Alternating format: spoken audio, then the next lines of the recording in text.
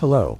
If you are lying quietly in the gentle darkness, the blanket has wrapped around your body, and the only sound is the fan blowing gently through the room, then let me take you into a story that is both strange and familiar, like a gentle dream of the past. Tonight, we will quietly step into the world of ancient Rome, but not through the glorious achievements or the mighty emperors. Rather, it is through the perspective of a man who is rarely mentioned, the one responsible for planning the wild parties. It may sound extravagant, even ridiculous, but in fact, it is a job that requires intelligence, sensitivity, and silent endurance. Because in Rome, parties are not simply about eating and drinking or having fun.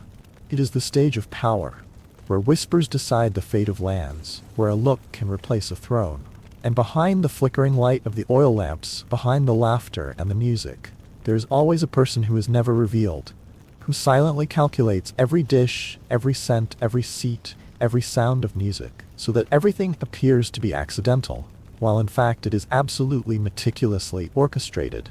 And you know that person wakes up before dawn, touches the roof tiles, not because of passion, nor because of a high responsibility, but because of fear.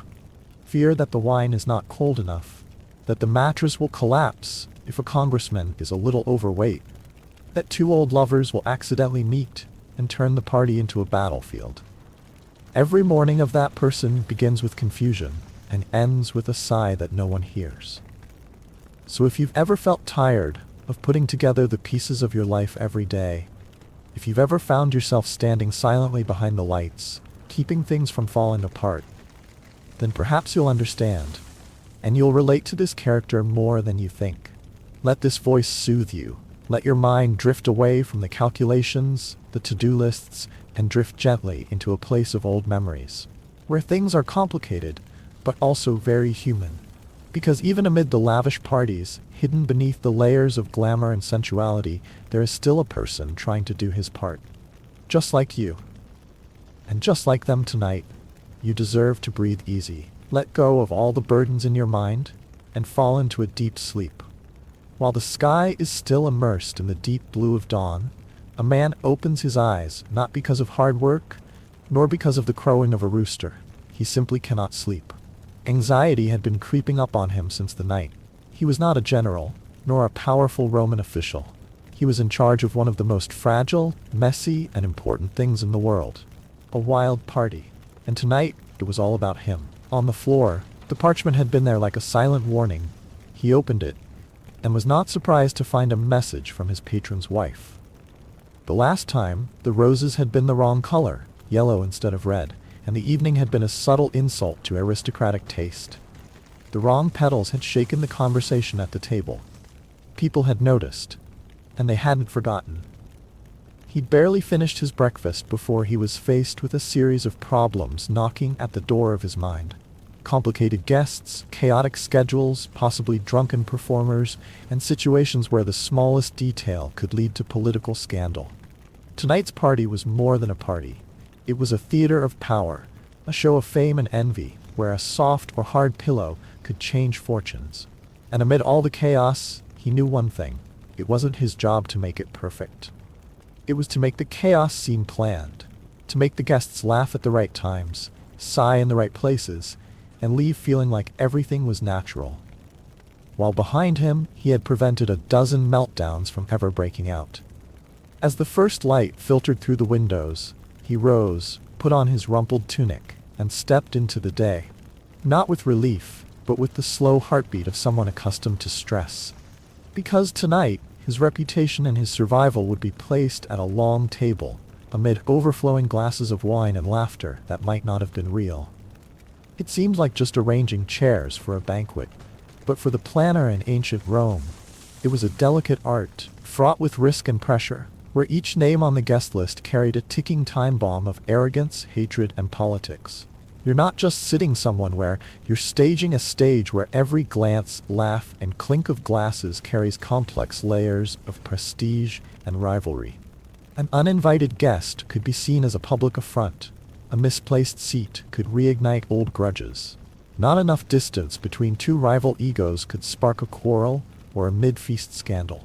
Seating at a Roman banquet wasn't just a place to rest, It was a status symbol, an unspoken statement of who was respected and who was overlooked. And then there were the ambiguous guests, the two who accompanied Dionysius, whose identities no one could quite pinpoint. They could be aristocrats, artists, gladiators, or even pets dressed in togas. But it's precisely that ambiguity that makes the planner sweat, because any choice could be considered offensive. As it was, he had to orchestrate everything like a strategic dance, keeping exes apart, political opponents apart, important people at the center, not just because they loved the position, but because they needed it to maintain face. And while the guests sip wine and whisper, the planner keeps a constant watch on every move, every glance, ready to intervene if anyone slips out of place, literally or figuratively. The guest list is a map of spiderwebs of relationships that seem to be on parchment. Even the slightest misstep can send the web reeling. But if all goes well, if everyone leaves the party with their honor, connections, and clothes intact, the planner can breathe a sigh of relief, if only for a moment, before moving on to the next party, with a whole new guest list and old dangers still smoldering. In the shimmering atmosphere of a Roman banquet, where oil lamps reflect off marble walls and incense wafts quietly amid hushed laughter, there is one thing that is always overlooked: the presence of performers. But for the planner, they are a vital part of the party. Not because they are merely performing, but because every note, every dance, every silent gesture of the mime is a tiny thread that connects the emotions, honors, and ambitions of all the people present in that room. And each of those threads, if broken, can set off a chain reaction that no party, no matter how lavish, can control. Ironically, however, the people who carry that responsibility are the most uncertain souls. The flute girls do not know if they will wake up in time tomorrow morning.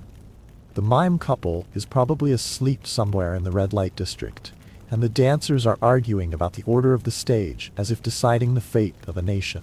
The planner must not only call out the names of each person on the list, but also call upon his own patience. But the difficulties do not stop there. Each guest is a universe of emotions, and the performer is the soundtrack to which you must adjust. A senator who loves classical music will be offended if a dancer appears in a costume that is too modern. A noblewoman will think that pantomime is child's play, while the person sitting next to her will regard it as the pinnacle of art. A dance that is too sensual will be seen as provocative, while a song that is too sad can rekindle some grudge from youth. And with just one mistimed glance, one off-key line, all that elegance will shatter like a wine glass dropped on a stone floor. In that world, the planner is not the director of a play, but the keeper of the balance between art and politics, between emotion and honor. They set the tone for every note, but are never shown. They are the invisible hand that regulates the pace of the night, keeping the candles from being blown out by the sudden winds of human emotions. And if the night ends well, when the last fingers leave the strings, when the last dance ends with a sigh of satisfaction, their only reward is oblivion. No one remembers who was behind it all. But that is the greatest success of all, creating a miracle without anyone knowing the magic. Only those who have stood in the dark can understand how many layers of silence are needed to shine so brightly. In the heart of the glittering city of Rome, where banquets are not simply places to eat and drink, but stages to display power and class, the party planner is like the conductor of a lavish symphony. For the evening to become something people talk about with rapt eyes, everything from the food, the wine, to the way the pillows are arranged must be exactly as ritualized. And so the battle begins. In the kitchen. The food at Roman banquets was not just for nourishment. They were political messages wrapped in honey and imported spices. Each plate was a statement that the host had the power to serve such absurdly exotic dishes as stuffed dormice, breathing oysters from the Bay of Baiae, and peacocks roasted whole and then pinned back to life. These dishes, though few would actually eat them, were served to remind that this was not dinner, it was a statement in food. In the kitchen, it was a different battlefield. Cooks shouted, fires roared, and the smell of garum, a Roman sauce so strong it could make people cry, mingled with the smells of roasting meat, baking cakes, and molten fat. The planner walked through the chaos not to inspect each dish, but to forestall any disaster that might destroy the host's reputation.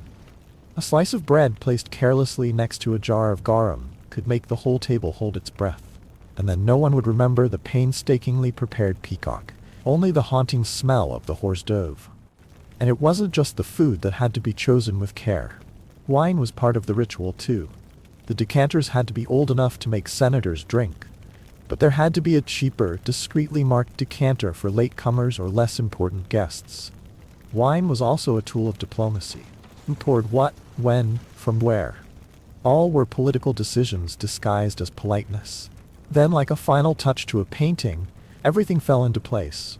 The pillows were folded one last time, the cakes were polished, the peacocks were placed on the table, their feathers shining as if they had just stepped out of mythology.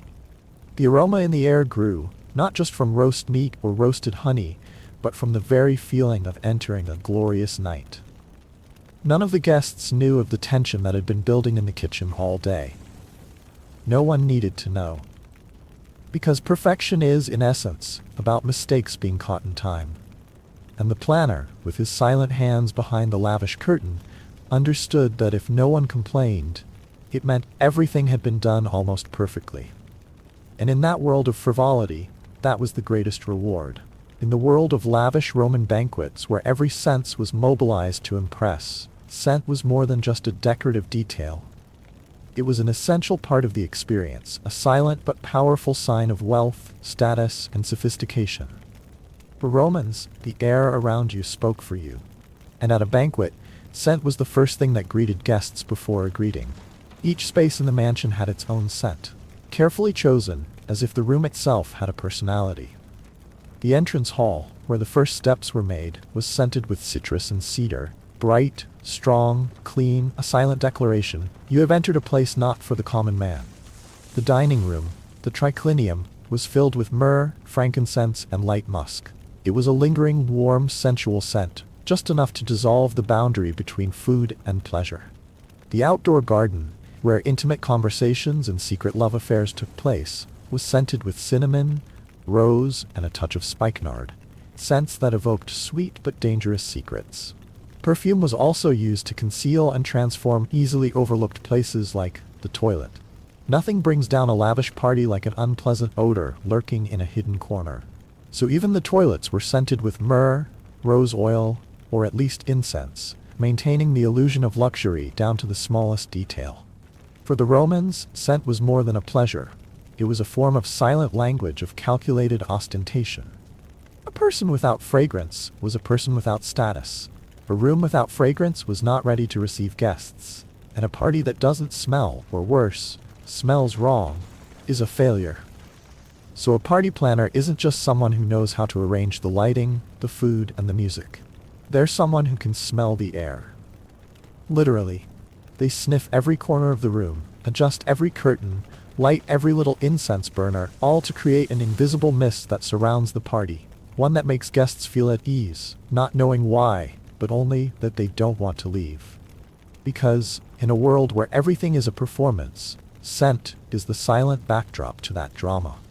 And if the planner has done her job right, the last thing that will be left behind when guests leave the party won't be a sight, but a whiff of scent on their clothes, and the vague feeling that they've just emerged from a dream.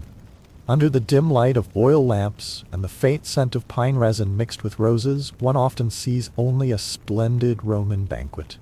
Noble guests, reclining on silk cushions, laughing loudly over sparkling glasses of wine, and the sound of flutes and zithers resounded throughout the corridors. But few people imagined that, to make the party look natural, behind the scenes there was an invisible orchestra, not of musical instruments, but of people. A silent army that operated all that luxury with silence, meticulousness, and sometimes even sacrifice. The wine bearer was not just the one holding the jug. They were experts in sensing the mood. They had to know when to pour more, when to pause. A glass of wine that was too strong could make a guest say something wrong. A glass that was too weak could dull his self-esteem. The fan bearer was not just the one creating the wind. They had to understand the temperature of the air and the atmosphere of the conversation. A light breeze on the back of the neck could make a smile appear, but a strong wind could blow away the silk covering the thigh, turning grace into shame. The fruit bearers were observers, eyes sharper than knives, for a bruised grape might cause a frown, and a frown from a distinguished guest was sometimes enough to get a servant transferred, even sold. The artists, dancers, musicians, these who were outwardly seen as symbols of glamour and art, were in fact souls who lived by the eyes of others. They were not allowed to tire. They were not allowed to miss a beat. They were supposed to make the audience forget the time, but they were never allowed to forget their duties. All these people, slaves, laborers, actors, they were the real backbone of every party. They did not work out of passion or choice. They were the hidden part of the iceberg, colder, heavier, and quieter. But that was also what made the iceberg strong. And the organizer, the silent conductor of the night of debauchery, they knew it. They knew that if a pear peeler was slow, if a cushion was too soft, if a piece of music was out of tune, the whole glittering world would collapse like a waking dream. They did not work for beauty. They worked to maintain the illusion of beauty. We often speak of Rome's decadence as something excessive, too extravagant. But behind that decadence were human machines, skinny hands peeling fruit, bare feet running in the dark to relight candles, chests gasping for breath while still smiling to serve. If Rome fell because of its infatuation with splendor, it was these anonymous people who kept it standing longer. It is a pity that history often does not write their names. But tonight, in this soft light, let us remember them, those who carried an empire in silence. Under the soft light of the newly lit oil lamps, the whole Roman villa was immersed in a feeling of expectation. But before any guests cross that threshold, there is one final task, quiet but most important, that takes place in the shadows. It is the moment when the party planner makes a tour of every room, checking every detail so small it is almost invisible. Is a pedal tilted too far? Is the reflection of light on the wine decanter revealing an unwanted scratch? Or is the cushion on the sofa half an inch off its original design? Everything, the lighting, the scent, the floral arrangements, the softness of the cushions, is designed to trick the senses. The goal is not to make someone exclaim, "magnificent," but to make them think that the extravagance comes naturally, as if the place was born to seduce. This is the highest art of staging. Making the elaborateness invisible, turning the preparation into an illusion of so-called elegance. It is also the moment when the organizer shifts from action to observation. They are no longer running. Instead, they take a step back, standing still in the world they have skillfully created. A world where every petal, every trace of scent, every ray of light has a reason to exist. They slow their breathing. They listened to the breeze from the garden through the silk curtains, smelled the scent of cinnamon in the air, and watched each lamp flicker like a breath. Because now everything was done, there was nothing more to do. The doors would soon open. The people who entered, with their cloaks, their gossip, their eyes, would step onto a stage they did not know had been planned to the last detail. And it was in this final silence that the planner found a feeling that few people understood. A brief calm before the storm. A quiet beauty, like the last breath of day before nightfall. In that moment, everything was perfect. And if that was all it took for people to sit quietly for a moment, to take a deep breath, the party, even before it had begun, would have been a success. As the first guests entered the foyer, the atmosphere in the Roman villa seemed to change at once. It was not simply the beginning of a party, but the opening bell of a social drama, where every gesture, every greeting carried a profound meaning. The early arrivals were not because they were eager to enjoy the luxury that awaited them, but because they wanted to assert themselves. They were the center, the people around whom the party seemed to revolve, and no one else. And while the dim light of the oil lamp still reflected on every fold of the toga, the planner, the one behind the perfect operation, was busy redrawing the seating chart. Silent calculations were made on the soft cushions. Who should sit next to whom to maintain harmony? Who should be isolated to avoid rehashing old grudges? Each chair was a chess piece, and one wrong position could ruin the whole situation. People did not sit just to eat. They sat to prove their status, to initiate a love affair, or sometimes to avenge an unsolved shame. Even wine, which is supposed to soothe the soul, casually. For some, one drink is enough to make them impulsive, for others it takes four to make them laugh. The planner, with a performer's intuition and a strategist's eye, must adjust the doses skillfully, disguising control as kindness. A heavier pitcher is given to those who need to be appeased, a lighter one is poured for those with a sharp tongue, all to keep the mood on track. And so, as the music rises, as greetings turn to laughter, it may seem to outsiders that this is a night of freedom and spontaneity. But in reality, it is a masterful orchestration, where every smile, every look, every drink is calculated. In a world where glory and disgrace are only a sentence away, the planner is the only one who cannot get drunk, cannot make mistakes, for he is the fragile line that keeps everything from turning into a party to a tragedy. As the night falls, the glasses are filled, the laughter begins to echo in the gilded domes, and the party changes, away from the formal elegance and into another world, wilder, more real. The powerful guests who once entered with calm and solemn demeanor now begin to slip from the rules. Alcohol seeps into the bloodstream, softening pride and awakening instincts. Some recite poetry to the sound of strings, others debate the fate of the empire, their eyes growing dim from the wine. The words become louder, the invitations more explicit, and secrets are exchanged with glances hidden behind the incense smoke. Amidst it all, the planner was not drunk, not confused, not gone. He was there, like a coordinator of this small universe of luxury. No one saw him clearly, but everyone felt his invisible hand in every detail. A lamp was adjusted to a softer light when the corner of the room became too harsh. A song was changed to a more cheerful tempo when the conversation began to lull, or a plate of grapes was brought out at the most opportune moment. Not because of culinary necessity, but because it could interrupt a potential quarrel. The night passed like a strange dream, where all boundaries were blurred. Someone began to confide in a statue, with a longing gaze, as if it were an old lover. Under the table, a philosophical debate about the soul and desire took place between two people who had forgotten each other's identities. And in the corner of the yard, a dancer was crying because her dress was criticized as too short, or because of an unnamed loneliness. All this takes place in a chaotic universe kept in balance by the quiet presence of the organizer, who not only paves the way for the ecstasy, but also watches over it so that it does not go wrong. He is the conductor without a wand, the guardian of the rhythm of a wild night, so that things can be wild, can be chaotic, but still beautiful like a dream long enough to be infatuated and just awake enough to not regret when dawn comes.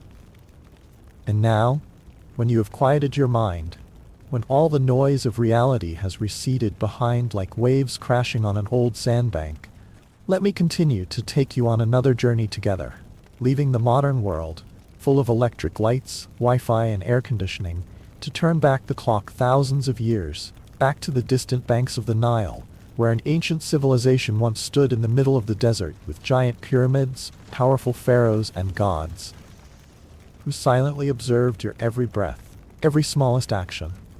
But don't let the glittering gold masks and magnificent temples fool you. Behind that halo is a harsher reality than any film has ever recorded. A world where the heat not only makes you sweat, but can cook you in the thin linen shirt you are wearing. So ask yourself, what would happen if you lived just one day? Yes, just one day in ancient Egypt. I can tell you one thing, the sun won't be the only one trying to burn you. If you can, turn on a fan to create some soothing background noise, like the Nile whispering through a reed roof. And we'll continue our journey tonight to ancient Egypt, a land of pyramids reaching to the sky, gods with animal heads, and a light, not a divine light, but an ultraviolet light that is always ready to shine straight at you like a warning from the universe. When the first rays of the day hit the land of ancient Egypt, it was not the gentleness of dawn but a fierce heat, as if someone had pulled the sun closer to the ground. In a world without curtains, without air conditioning, and without shade, mornings here began not with an alarm clock, but with a sweltering heat that woke people up in sweat and fatigue. Ordinary people lived in simple thatched huts, with straw mats spread directly on the dry ground. No beds, no soft pillows, no other comforts to protect against the elements.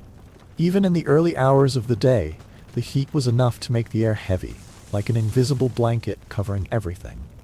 It was a slow, relentless harshness, not loud, not sudden, but persistent and unforgiving. They had no sunscreen, no sunglasses, no wide-brimmed hats to shield their skin from the scorching sun. And there was no choice but to continue working. In the sun, on the sand, in the hot wind. In such circumstances, the ancient Egyptians turned to the most instinctive and primitive protective means. They smeared mud on their skin, creating a natural film that could help cool and prevent the skin from burning. Some even used crocodile dung, a strange material that today makes people shudder, but in that era, it was believed to have sun protection, repelling insects, or even sacred. Were these measures really effective? Perhaps not by modern standards. But what was more important was the will and effort of humans to adapt. In an environment where nature seemed to have only one purpose, to test endurance, the Egyptians still found a way, no matter how primitive, no matter how strange, to continue to survive. It was not just an act of resistance to the weather, but a profound expression of resilience. Humans, small and fragile as they were, always found a way to survive, from the first grain of sand in the desert to the first scorching rays of the morning sun. In the life of the ancient Egyptians, the Nile was more than just a stream.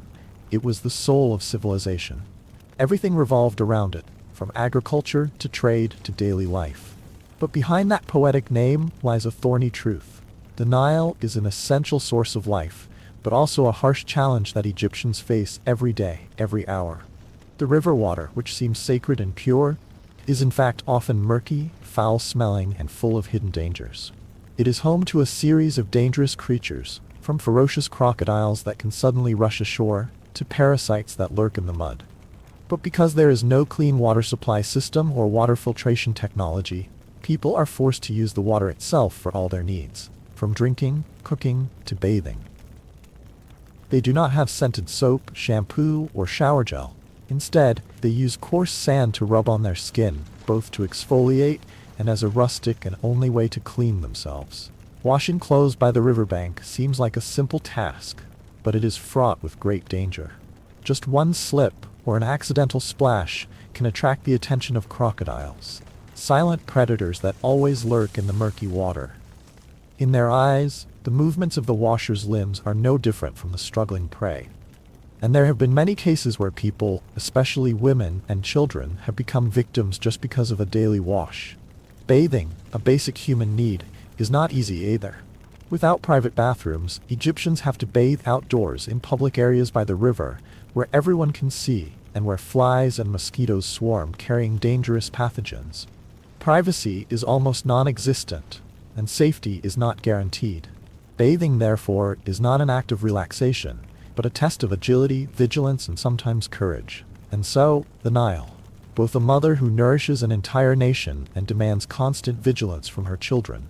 Its waters bring silt to the fields, fish for food, but also bring disease, danger, and countless uncertainties. But the ancient Egyptians did not blame the river. They did not avoid it. They learned to live with it, endure it, and adapt.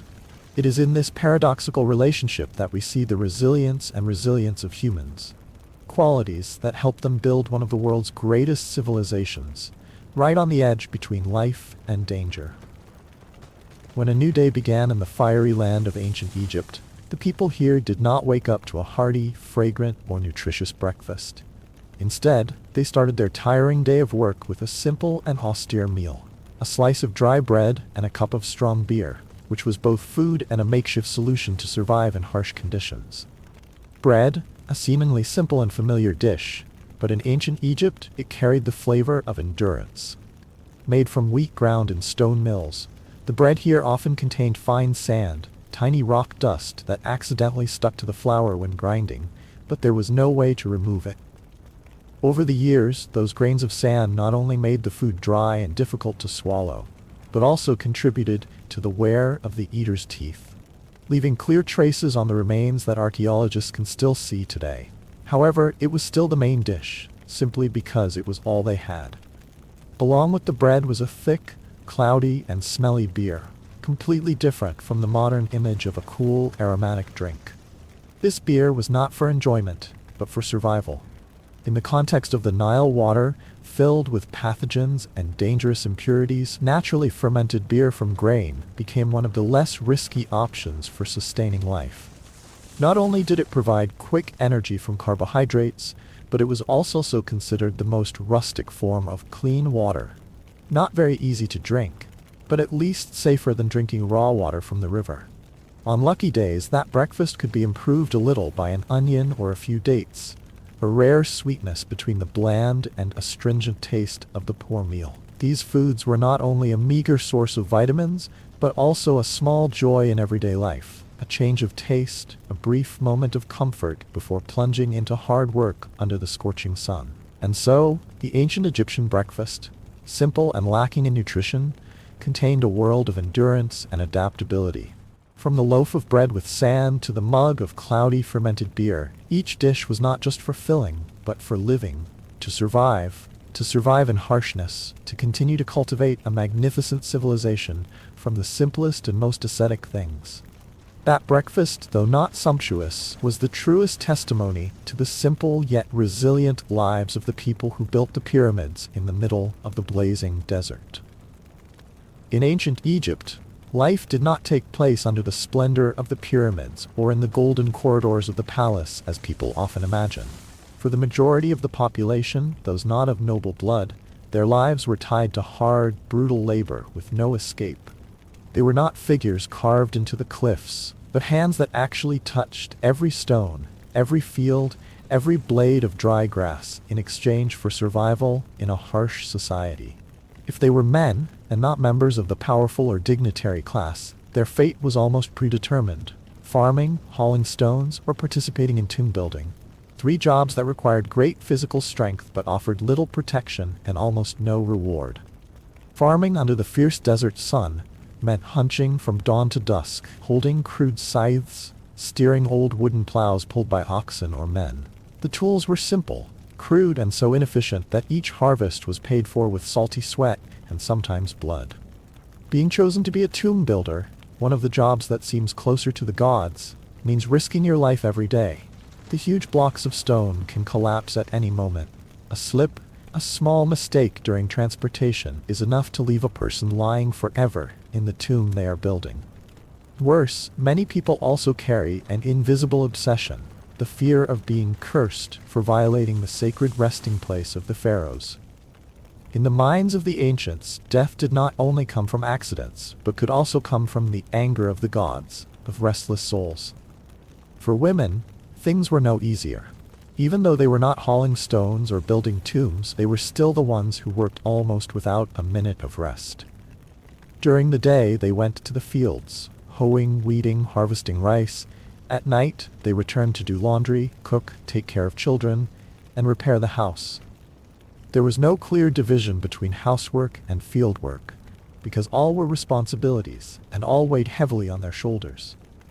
In that society, women had no voice, but they were still the ones who kept the wheels of life moving. Silently, tiredly, and with quiet sacrifice. All of that reflected a thorny but profound reality: that behind the longevity of a great civilization were layers upon layers of people who endured and worked tirelessly. Their names were not recorded in history books, nor were they carved on stone tablets. But their traces existed in every brick, every rice field, every sleepless night. Their lives may have been small, but their resilience, the way they worked, endured, and survived, was the true foundation that supported the Nile dynasty that lasted for thousands of years. In ancient Egypt, life was not just a story of hot sun, of labor, or of simple meals. Hidden deep within those seemingly ordinary things is a complex, tight-knit, and fascinating social system, where power, religion, and human destiny were interwoven like invisible threads into a vast ancient tapestry called destiny. At the pinnacle of that system was the pharaoh, not just a king. The pharaoh was not seen as a mere mortal, but as the living embodiment of Horus on earth, the son of the sun god Ra, the custodian of Maat, the divine principle of order, reason, and harmony in the universe. And when a ruler was seen as a god, any criticism, any sigh about the hardships of life could be seen as an act against the gods, as blasphemy, as rebellion. To complain about the work of the fields or the famine of the drought was not only an insult to the ruler, but also a breach of the sacred fabric of the world. And in a culture where any disturbance could cause a catastrophe, flood, famine, plague, silence, obedience, and faith were almost mandatory. Ordinarily, the pharaoh was never seen by ordinary people. His image was carved on temple walls, on stone statues, on sacred objects many times his size, an artistic convention that signaled that the pharaoh was not of the human realm. On rare occasions, the people might see a golden barge carrying his sacred image gliding down the Nile in a grand procession. But that was all. The pharaoh existed as a living myth, an unreachable, unquestioned, and therefore unjudged ultimate symbol. While divine power reigned above, beneath your feet, there was a silent, ever-present force. The sand. Sand was not just something that stretched across the desert. It was an unwelcome companion, an intruder in every moment of life. It crawls into your clothes, into your bedding, clings to your sweaty skin, and hides in every corner of your kitchen, in every bite of bread you eat every morning. The flour is ground with stones, and each time you grind it, a little bit of the stone gets mixed in, creating a dish that, over time, grinds your teeth until they're as smooth as stream pebbles. But the sand isn't the worst part. Sometimes, sandstorms come out of nowhere like punishment from the gods. One second you're talking to someone, the next a hot blast of wind blasts dust into your face, burning your skin, stinging your eyes, turning the world into a blurry dance of shadows and coughs. Sand gets into your lungs, making breathing a struggle. You rub your eyes, cough up the dust, and wonder what you did to deserve it. But in Egypt, no one asks questions. Because the answer is always, the gods have their reasons. And yes, in this society, religion is not a part of life.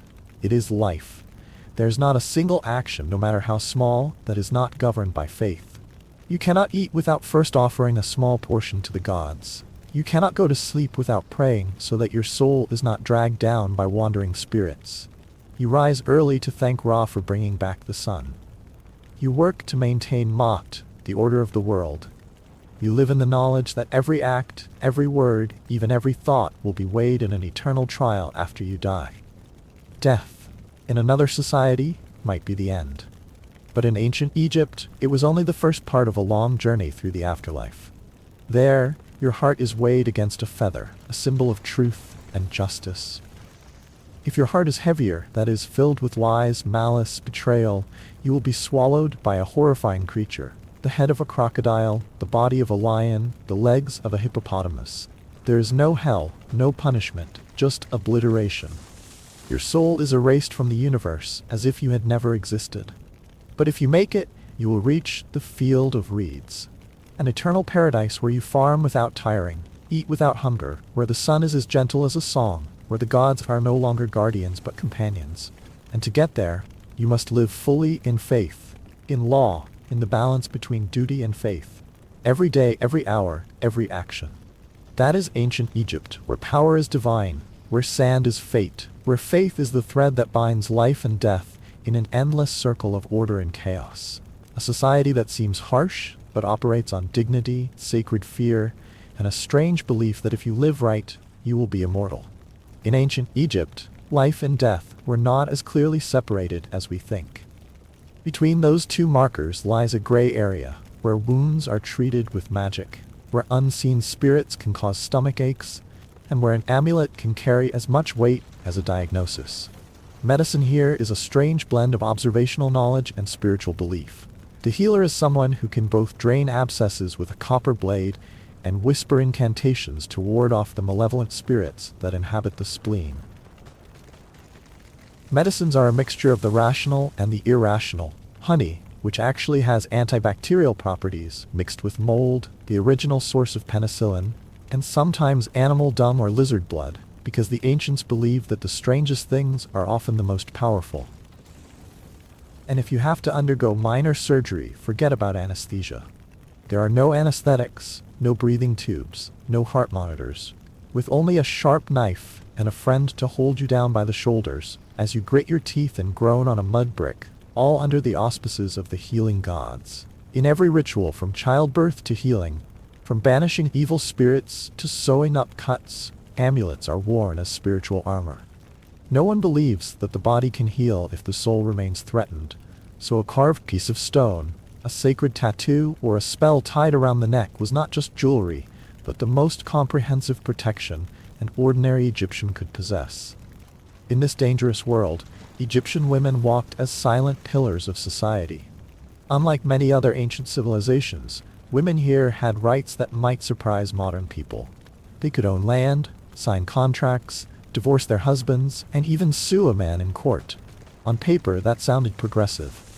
But the reality was much harsher, because rights did not mean freedom from labor or pain. A woman often rose before dawn, ground grain by hand, carried water from the Nile, cooked, tended children, fed livestock, and sometimes helped her husband in the fields, all while pregnant.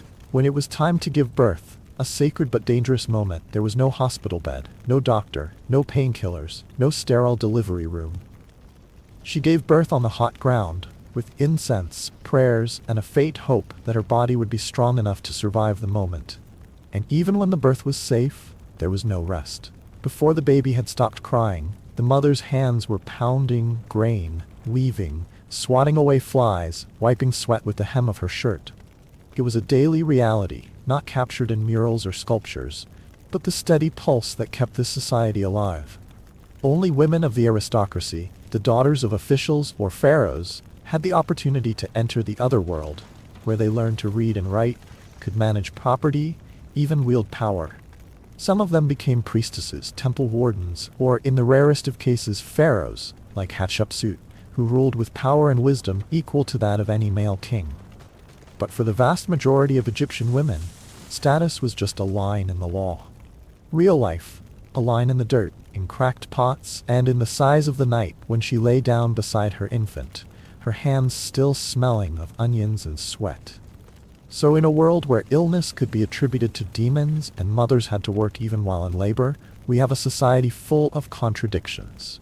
Strong but fragile, reverent of the gods but constantly struggling with reality.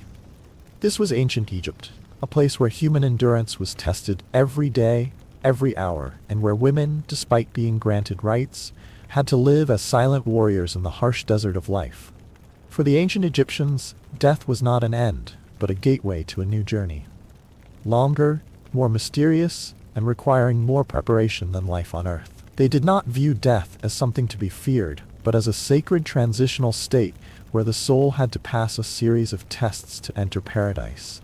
The field of reeds, a glorious and peaceful land, where the harvests were always bountiful. The rivers flowed peacefully, and people lived in eternal happiness. Because of this strong belief, the Egyptians spent their whole lives preparing for death. Those who could afford it would build tombs very early, collecting burial objects such as guardian statues, jewelry, dried foods, perfumes, and even dolls called ushapti. Small figures made of stone, wood, or faience, believed to work on behalf of the deceased in the afterlife. In the ancient world where death was not the end but part of the eternal journey, tombs were built with absolute solemnity, containing precious burial objects, from gold and silver, spices to statues of gods and sacred books that guided the soul in the afterlife. But that very value also turned these resting places into attractive targets for greed. Not only the tombs of powerful pharaohs, but also the simple tombs of ordinary people became victims. Terrifying curses were carved into the stone walls to frighten off trespassers, words that the thief's soul would be devoured by a snake, his limbs cursed for all eternity. But in the end, faith could not stop hunger. The cruel reality was that curses often did not work, or at least not enough to stop people.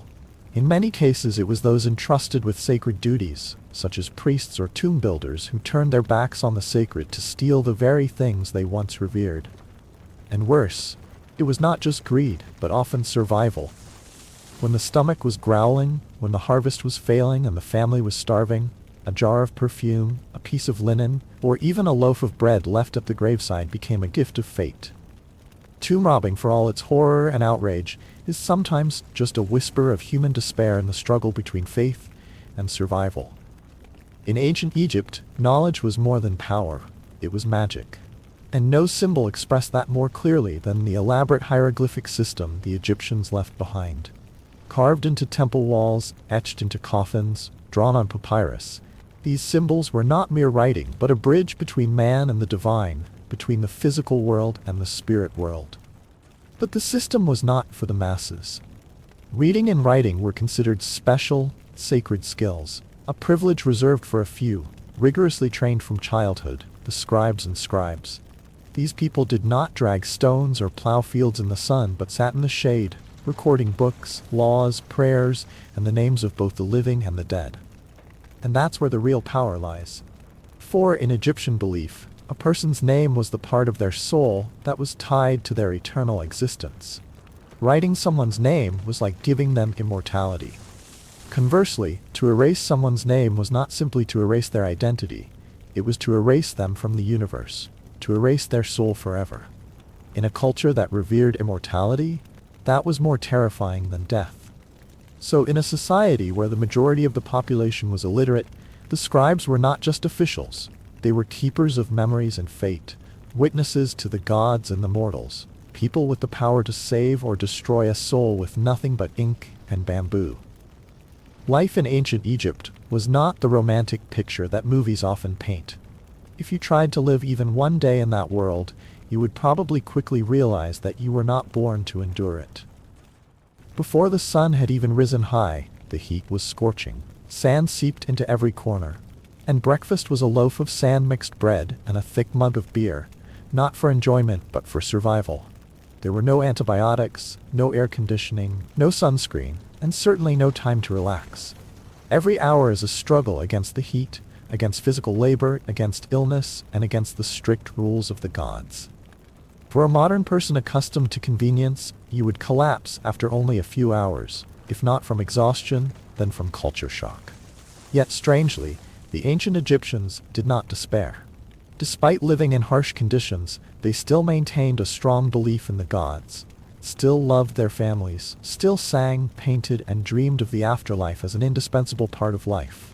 It was a spiritual strength that transcended reality, something that, perhaps, we today lack. And just when you think the story is over, the video opens to another scene. Thousands of kilometers away, in a completely different world, Teotihuacan, the majestic stone city in the heart of ancient America. The Temple of the Feathered Serpent was more than a religious monument. It was a theater of power, a stone map of the cosmos, and a testament to bloody sacrifice. More than 200 people were sacrificed, bones were buried in sacred geometry, and the mercury-filled underground tunnels reflect the haunting notions of death and rebirth. No one knows why Teotihuacan collapsed, but it is precisely the absence of explanation that makes it so hauntingly mysterious. Like Egypt, where men built monuments that stood the test of time, Teotihuacan is a symbol of the desire to reach the divine, even if the price is blood, tears, or destruction. Ultimately, both civilizations teach us an undeniable truth. Greatness always comes with a shadow. What's carved in stone is not just glory, but also a warning that when men try to reach the gods, they sometimes reach their own depths. So, we've lived a day in ancient Egypt, and if you're still here, you survived, in spirit. Physically, probably not. Because the reality is, no air conditioning, no shoes, no clean water, no Advil. Just the sun, sand, flies, and a pile of gritty bread. A world where you are sunburned in the morning, exhausted by day, and forced to face a divine test after death, just to hope for a field of reeds. But the strange thing is, despite all this hardship, the ancient Egyptians did not despair. They still loved, still believed, still built eternal things. And perhaps that is why, thousands of years later, we still talk about them. And then, just when you think you have reached the end of your journey, another door opens. Teotihuacan, a civilization that left no name, no greeting, only giant stone temples, human blood, and stone snakes staring back at you. It is not just ruins. It is an unanswered question. Greatness is buried in silence. So if you find this video interesting, don't forget to like and subscribe so that each time we continue another strange journey. And you, how long do you think you could survive in ancient Egypt? Leave a comment below. And now, good night, if you dare, keeping the original. When you have let your mind settle down in the gentle darkness, the dreams are pulling you too far. Let me continue to take you to a door to the past, where life has no heating, no telephone, and even less soft cotton blankets. There, the cold is not just a feeling. but a threat that lurks with every breath. We will continue to explore together the extraordinary lives of medieval peasants, people who seem ordinary, but possess within themselves the resilience and wisdom that we rarely recognize today. They are nameless heroes, living in huts made of earth and straw, where every winter night is a real battle for survival. No technology, no heating, no comforts other than calloused hands, a small fire, and a spirit that never gives up. From finding ways to keep warm with hay and cow dung, to sleeping close together with family and even pets, every detail of their lives is a testament to the extraordinary adaptability and resilience of humans. So, if you're listening to this from a warm blanket, with a soft light and a cup of tea in hand, allow yourself to imagine. What would it be like to live a winter night without these things? In the bitter winter months of the Middle Ages, the life of a peasant was more than just harsh. It was a constant battle between man and nature, between life and the cold. In that world, the so-called home, their only shelter, is not a truly warm place. They were little more than flimsy shells cobbled together from whatever they could find around the village. Most peasant houses were built using the wattle and daub technique. Thick bamboo woven together and plastered with a mixture of mud, straw, and animal dung. It was a primitive, cheap construction, and easy to build by unskilled labor. But when winter came, the walls could not keep out the cold wind, moisture, or ice from all directions. Without insulation, without glass doors, luxuries for the poor, they could only use thin, hard, dry animal skins to cover the windows. But even that skin could not stop the piercing wind at night. The roofs were often thatched with straw, a cheap and readily available option, but they rotted, caught fire, and were especially prone to leaking. The winter rains were not heavy, but persistent and cold. Just a few drops of water seeping through the thatched roof were enough to numb the whole night. Not only water, but rats, a familiar enemy in every peasant house, often crawled under the thatched roof, then fell into the middle of people's sleep, like a harsh reminder that you are never really safe under your own roof. Worse still was the floor. Instead of bricks or wood, the floor was just a layer of hardened earth. In the summer, dust flew up. In the winter, the rain turned to cold mud. The damp floor soaked into clothes, shoes, blankets, and gradually into people's skin. It was not like the cold outside. It was slow, silent, but persistent and deep into the marrow. Rising from asleep on the dirt floor, people not only struggled with the numbness of their limbs, but also with the thought, would they have enough strength to survive another cold day? The medieval peasants' winter was therefore not just about the weather. It was a comprehensive challenge, from the roof, walls, ceiling, floor, air, and every corner of life. But what kept them going, from the survival instinct, was also the belief that spring, though late, would eventually come. In the cold of the medieval winter, people easily imagined the bitter wind outside, the leaky roof, or the fragile walls that could not retain warmth. But there was a silent, smoldering enemy that quietly crept into every joint, every breath, the floor. It sounded harmless, but the very ground that people stepped on every day was the source of the deepest and most persistent cold in the entire house. The floors of ancient peasant houses were not paved with stone or wood, and did not have the insulation we are familiar with today. It is simply earth, natural soil that has been pounded down to make it smooth, often damp, rough, and cold. When winter comes, the cold air comes not only from the wind that blows through the roof or walls, but also from the ground itself. The cold from the ground does not whistle through the skin like the wind, but creeps in slowly and deeply. It numbs the feet. The bones and joints are sore, and every step feels like stepping on a thin layer of ice. To overcome this, people have come up with many simple but clever ways. They spread a layer of straw, hay, or dry grass on the ground, what they call natural carpet. These layers of materials are not luxurious, not soft, but at least create a fragile distance between the body and the ground, helping to retain a little warmth during the winter night. However, everything has its price. Straw and hay are very susceptible to mold when exposed to moisture, especially during the days of continuous rain. And once moldy, they not only lose their insulation function, but also become an ideal habitat for insects, such as bugs, ticks, and bedbugs, creatures that can turn an already cold sleep into an itchy and uncomfortable nightmare. And so the floor, which seems to be the most stable foundation, becomes a silent threat, not as noisy as the wind or as cold as the snow, but day by day, it eats away at the health and spirit of those who live in it. The feet, the first place to contact the ground, are also the place that feels the invasion of cold most clearly. Waking up every morning and setting foot on the ground is a challenge, not only physical, but also mental. In a world where every square meter struggles to stay alive, the ground underfoot, which seems solid, is the thing that tests human will in the most silent and fierce way. That is why those who overcome the cold are not only physically strong, but also true survivors, from the bottom up, from the roots. In the bitter cold of the medieval winter, between the flimsy houses and the howling winds that seemed to penetrate every layer of clothing, the only thing that could retain a little bit of warmth, both literally and spiritually, was the fire in the fireplace. Although it was just a hollow pit filled with simple charcoal, the fireplace was still considered the smoldering heart of the house, where all family members gathered, shared, and fought against the cold outside. However, the peasant fireplaces of that time were nothing like the warm image we often imagine.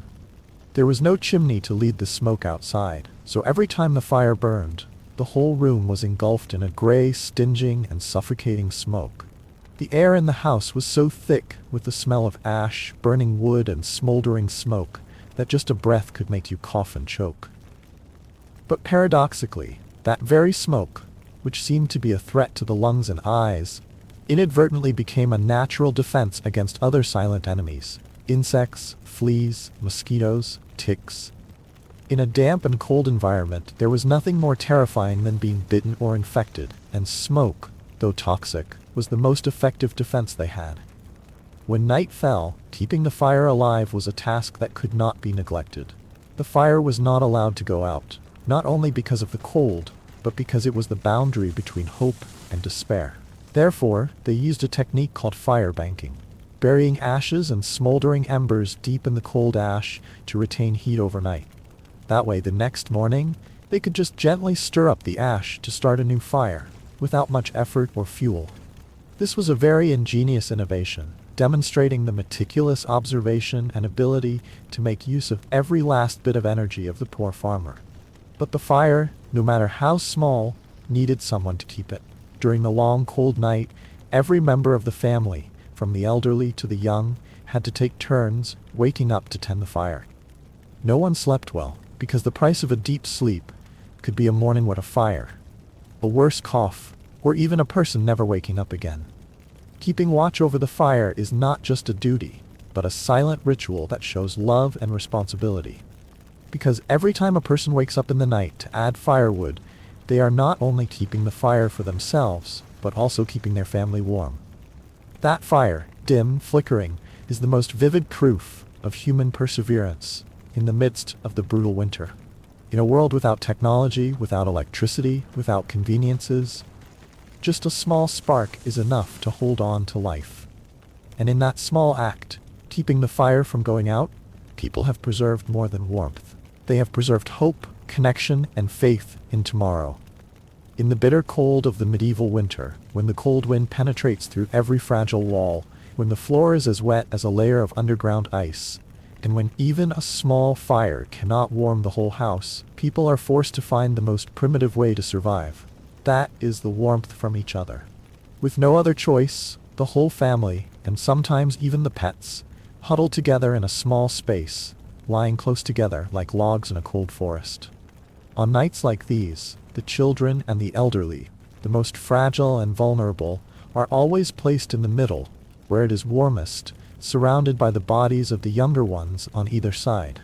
This arrangement is not accidental, but a practical survival strategy, reflecting the instinctive human protection of the weakest members of the group. The younger ones, with their greater endurance, will endure the cold more, lying at the edges like a living wall of flesh, blocking the draft and keeping the center of the makeshift nest warm. In such circumstances, the concept of privacy is completely erased. There is no private room, no private bed, no curtain or wall to separate. What used to be considered the bare minimum for personal comfort has become a luxury. All differences of age, gender, and emotions were erased, because at that moment only one thing mattered: surviving the night. And in that forced closeness, family affection was silently and intensely nurtured. No need to say it, no need to confess, just the steady breathing of the person next to you, the rustling of the torn blanket, or the warmth from the skin next to you was enough to soothe the cold that seeped into every joint. Sleeping together to keep warm. It sounds simple, but it was the clearest proof of the spirit of solidarity and the will to survive of people at that time. When there was nothing left between people and the harsh winter, it was the love and connection of body and soul that became the last wall separating them from death. And in the darkness of those cold nights, people found light, not from fire, but from each other. In the harsh medieval world, where every winter wind not only brought cold, but also a warning from nature that no one was allowed to be weak, people were forced to make use of every possible resource to sustain life. And one of those practical, bold, and instinctive measures was to bring animals into the house, not to raise, but to sleep with. To us today, the idea of sleeping with cows, goats, pigs, or even chickens may seem strange, even unhygienic. But for medieval farmers, it was a way to survive. The animals were not only valuable assets for plowing, milking, and meat, but also living heaters, constantly emitting natural, steady, and free heat. When a cold house ran out of coal or the fireplace was too weak to heat, the body warmth of the livestock lying nearby was the only thing that kept people from freezing to death at night. Not only that, the animals also acted as silent night watchmen. Every strange noise, every suspicious footstep outside the door could set off a barking dog, a squealing chicken, or a startling pig, creating primitive but effective alarm signals. In a time when locks were absent, guards were scarce, and unrest was rife, bringing pets into the home was not just a way to keep warm, but also an innovative security measure. A sudden squawk of a rooster or a snort of a cow in the middle of the night could be enough to make a burglar hesitate, allowing the family to escape danger by the skin of their teeth. To be sure, living with animals was not pleasant. Their stench, their cries, their droppings, and the mess they made could make an already cramped space even more oppressive. But when the price was life and death, everything made sense. People were willing to sacrifice cleanliness, privacy, even peaceful sleep, just to get a little warmth, a little security. So in the deep gaze of medieval winter, bringing pets into the house was not just a habit, but a symbol of human adaptability. That is when the boundary between humans and nature is erased, when life no longer distinguishes between noble and lowly species. Only the common desire to be warm, to be safe, and to live one more day. In the medieval world, where cold was not just a weather phenomenon, but a real enemy, winter clothing was not simply a matter of fashion or aesthetics. It was the last line of defense between man and the icy storm. Poor peasants did not have the luxury of tailoring or stockpiling warm clothing that we have today. They fought off the winter with everything they had: layers of thick woolen sweaters, hand-woven leggings, and especially sheepskin coats. Heavy and rough, but indispensable treasures during the frigid months. Unlike modern clothing, which is frequently washed and smells fresh, the winter clothes of ancient peasants were hardly washed all season long. This was not because they did not care about hygiene, but because they had discovered a very practical phenomenon. The layer of dirt, sweat, and natural oils that accumulated over time actually helped retain heat. It forms a living layer of insulation. It smells and feels unpleasant, but it prevents the body from losing heat too quickly. A discolored, stiff shirt is sometimes more useful than a clean but flimsy shirt in the first cold wind of the season. Shoes, for them, are not always available, and when they are often crude, easily torn, and not strong enough to withstand wet ground and cold mud. So they get creative by wrapping rags, animal skins, or thick cloth around their feet. This wrapping not only keeps them warm, but also helps protect their feet from cracks caused by cold and moisture. Each wrap is a layer of protection, a little warmth, a silent but resilient effort to survive. In each item of clothing, we see a story of adaptation. Medieval peasants had no technology, no modern science, but they had intuition, traditional experience, and a strangely strong survival instinct. Each layer of clothing, each piece of rag wrapped around the feet, each stain on the collar, all are not only a manifestation of poverty, but also living proof of the ability to turn poverty into strength. And so, in the long and bitter winter days, clothing is not just for wearing, it is a part of survival. It is an invisible armor that protects them from the cold, a shell that shields the body from the harshness of nature, and most importantly, a testament to the unyielding perseverance of humans in the face of challenges. In the bitter cold of the medieval winter, where every gust of wind is enough to make the chest contract and the breath freeze in the chest, people do not only fight with firewood or thick clothes, but also have to learn to control even the most natural thing, their own breath. Breathing, an unconscious act, in the harsh winter becomes a real survival skill, requiring attention and instinctive regulation. On nights when the temperature drops to rock bottom, deep breathing through the mouth not only causes a sore throat, but also causes the lungs to go into cold shock, a dangerous condition that can lead to prolonged coughing, bronchitis, and even death if the body is weak.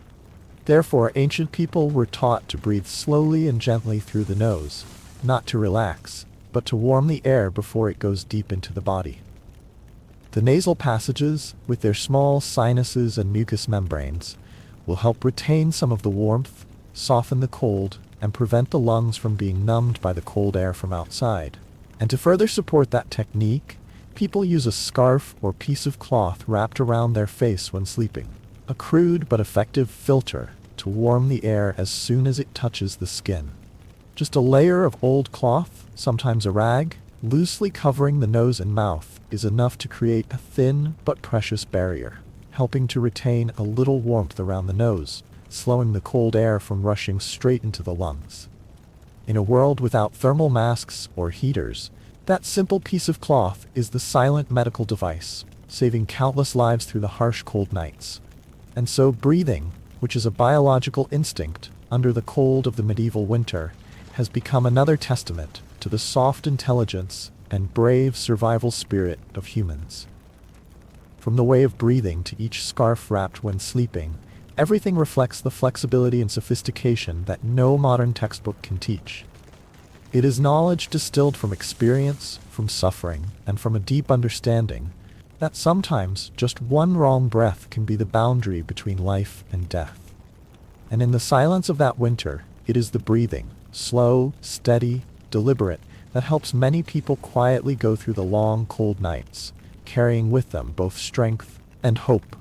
In the bitter cold of medieval winter, when every gust of wind penetrated the walls of straw, and when the fire in the stove was only enough to warm a small corner of the house, keeping the body warm did not depend only on clothing or shelter, but also on the inside, through each simple but calculated meal.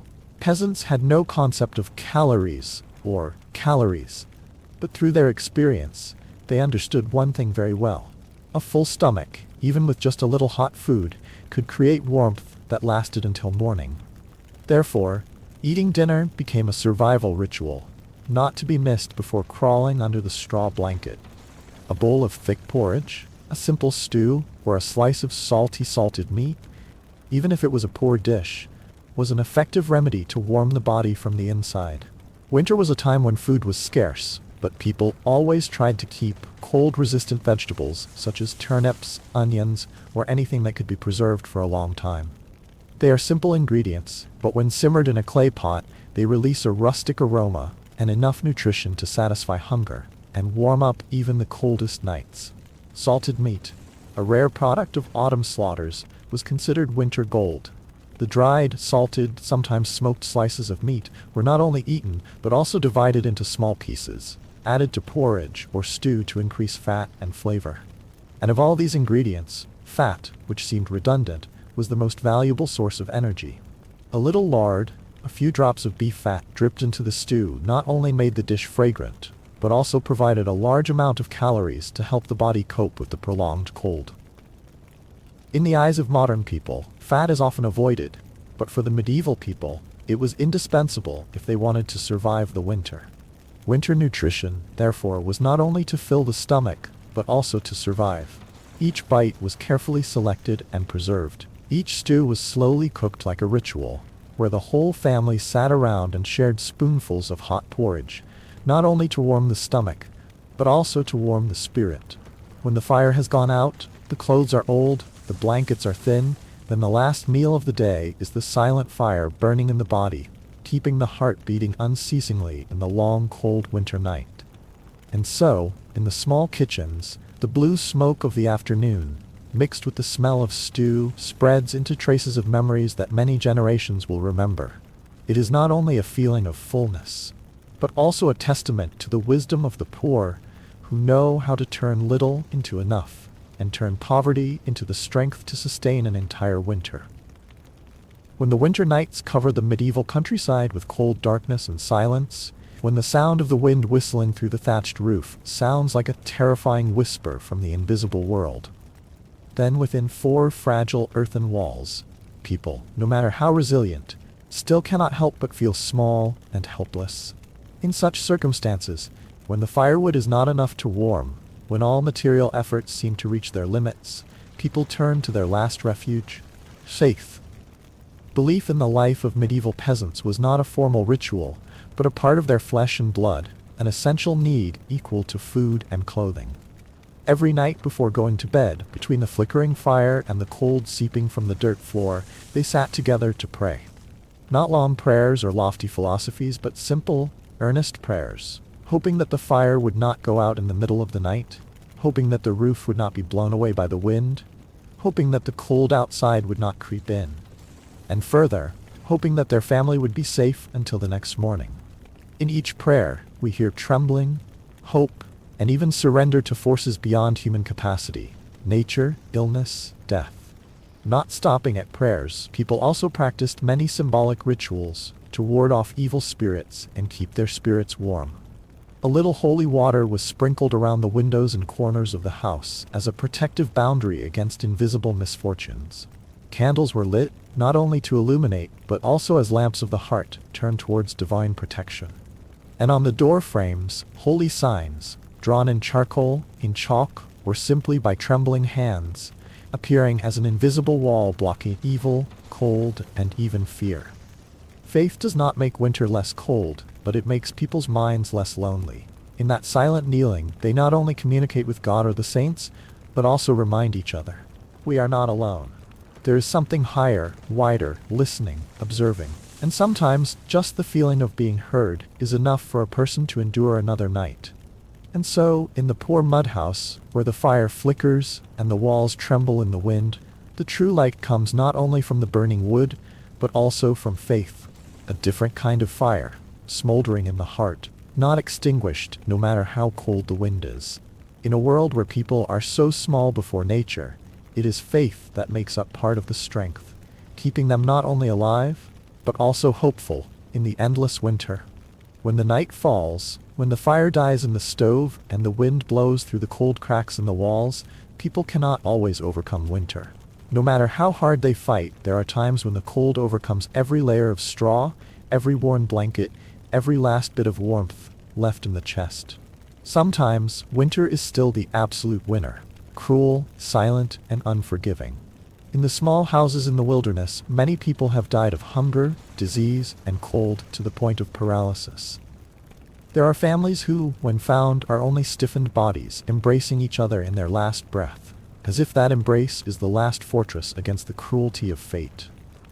But the most miraculous thing is, not everyone falls. There are people who have survived, not because they are stronger, but because they are more united, more willing to share, and constantly invent to adapt. It was they, those small, nameless people, who left behind a priceless legacy, a spirit of resilience, unconditional solidarity, and an instinctive intelligence honed through hardship. These values are not found in books, but in every way a fire is lit, every act of sharing a blanket, every prayer that rings out in the dark. Today, when we live in a house with a heater, wearing clean, warm clothes, with electricity, running water, and all the amenities, let us remember that life did not come from nothing. It is the result of many previous generations who endured the cold so that we could be warm, who endured hunger so that we could be full, who lived, died, and sacrificed not only for themselves, but also for a tomorrow without cold. And if there is anything that truly distinguishes us from the past, it is not technology. It is gratitude. Because it is gratitude that keeps that fire burning, no matter how long the winter. And so, when we look back at the harsh journey that medieval farmers experienced during the long winters, we see not only the coldness of the weather, but also felt the smoldering heat of resilience. What kept them alive in the dark and cold? The tattered huts, the moldy straw, the flickering fires kept alive every night were not only symbols of poverty, but also evidence of a strong will to survive that overcame fate. Today we live in sturdy houses with heating, lights, windproof windows, warm beds, and abundant food, all of which seem obvious but are actually the result of generations of endurance, overcoming the harshest winters to pass on to us a safer world. And if there is one final lesson to keep from all these cold stories, it is this. In the most difficult times, it is humanity, sharing and trust, not material things, that keep us warm and alive. No matter what era, those values are always a flame that never goes out. And you are still lying in the soft darkness. The dream has dragged you too far. Let me continue to take you on a journey into a world that you have probably never imagined. A dark, dangerous world of medieval assassins. No longer are there the enchanting images in movies, no more fluttering cloaks or leaps from houses in the dim moonlight. Here, in the dark corridors of castles, in the smelly and cold alleys, are where quiet figures pass by, leaving no trace, just in exchange for a chance to survive, and a little coin is not enough to buy faith. You see, Hollywood has made assassins into a symbol of intoxication and charm. But the truth is much more heartbreaking. Being a medieval investigator is not glorious. It is a job that is wounded, dangerous, despised, rejected, and almost impossible to escape. No one is born to hold a knife in the dark. No one dreams of sleeping in a bedroom and then hiding in a wooden box among the trash for 3 days just to earn a few bucks. People who do this don't start out with a choice. They end up there, when all other options have long since closed. It's the last stop on the train of life, where only the remains of a person are left. So before you relax, before you let yourself be sucked into the screen of any strange night, hit a like, subscribe if you really like what I'm sharing. And if you like, leave a comment. Where are you listening from, and what time is it? It's always interesting to me to know that I'm telling stories to people from all corners of the world. Now turn off the lights, turn on the fan that creates a gentle breeze in the background, and join me on this strange journey of the night. But first, there is one thing you need to understand. No one in the Middle Ages woke up one day, yawned, and thought, "Today I want to go cheer on a noble lord in exchange for 12 silver coins and the honor of sitting in a strong straw for 3 days." No one chose this profession out of passion. Becoming an assassin was not a career. It was a sign that your life had hit rock bottom, had fallen into a dark place where there was still honor, a semblance of a future, and sometimes even your own will to cling to. The assassins of that time were not martial arts masters trained in ancient monasteries, nor were they figures with lofty principles of life and death. They were outcasts. Maybe a warrior who was dispossessed after a lost battle, maybe a bandit who was beaten to death for stealing bread, or worse, someone who had a family, a name, a place, until he decided to kill them all and take them deep into the great beyond. If you had a small plot of land, a skinny goat, or just a small position in the village, you would never become an assassin. No one would trade their calculating life for a few blood coins if they had anything to lose. But if you had just escaped from prison, were considered a disaster by the whole village, and had the skill to sneak into the tavern without anyone noticing, congratulations. Tomorrow night you might hear a whisper and a bag of silver slide across the table. And no, the target name was never Bob the mustard farmer. The names were always given with a tangle of columns. A ruin ahead, a fat target sitting on a golden peak, a nobleman with 3 levels of defense and a moat full of crocodiles. You are not hired to clean up the smell. You are hired to relax, quietly and without leaving a trace. The price you pay is not just blood. It is loneliness. It is humorless fear. The truth is that you are never allowed to tell anyone what you do for a living, especially when you are sitting in a crowded inn.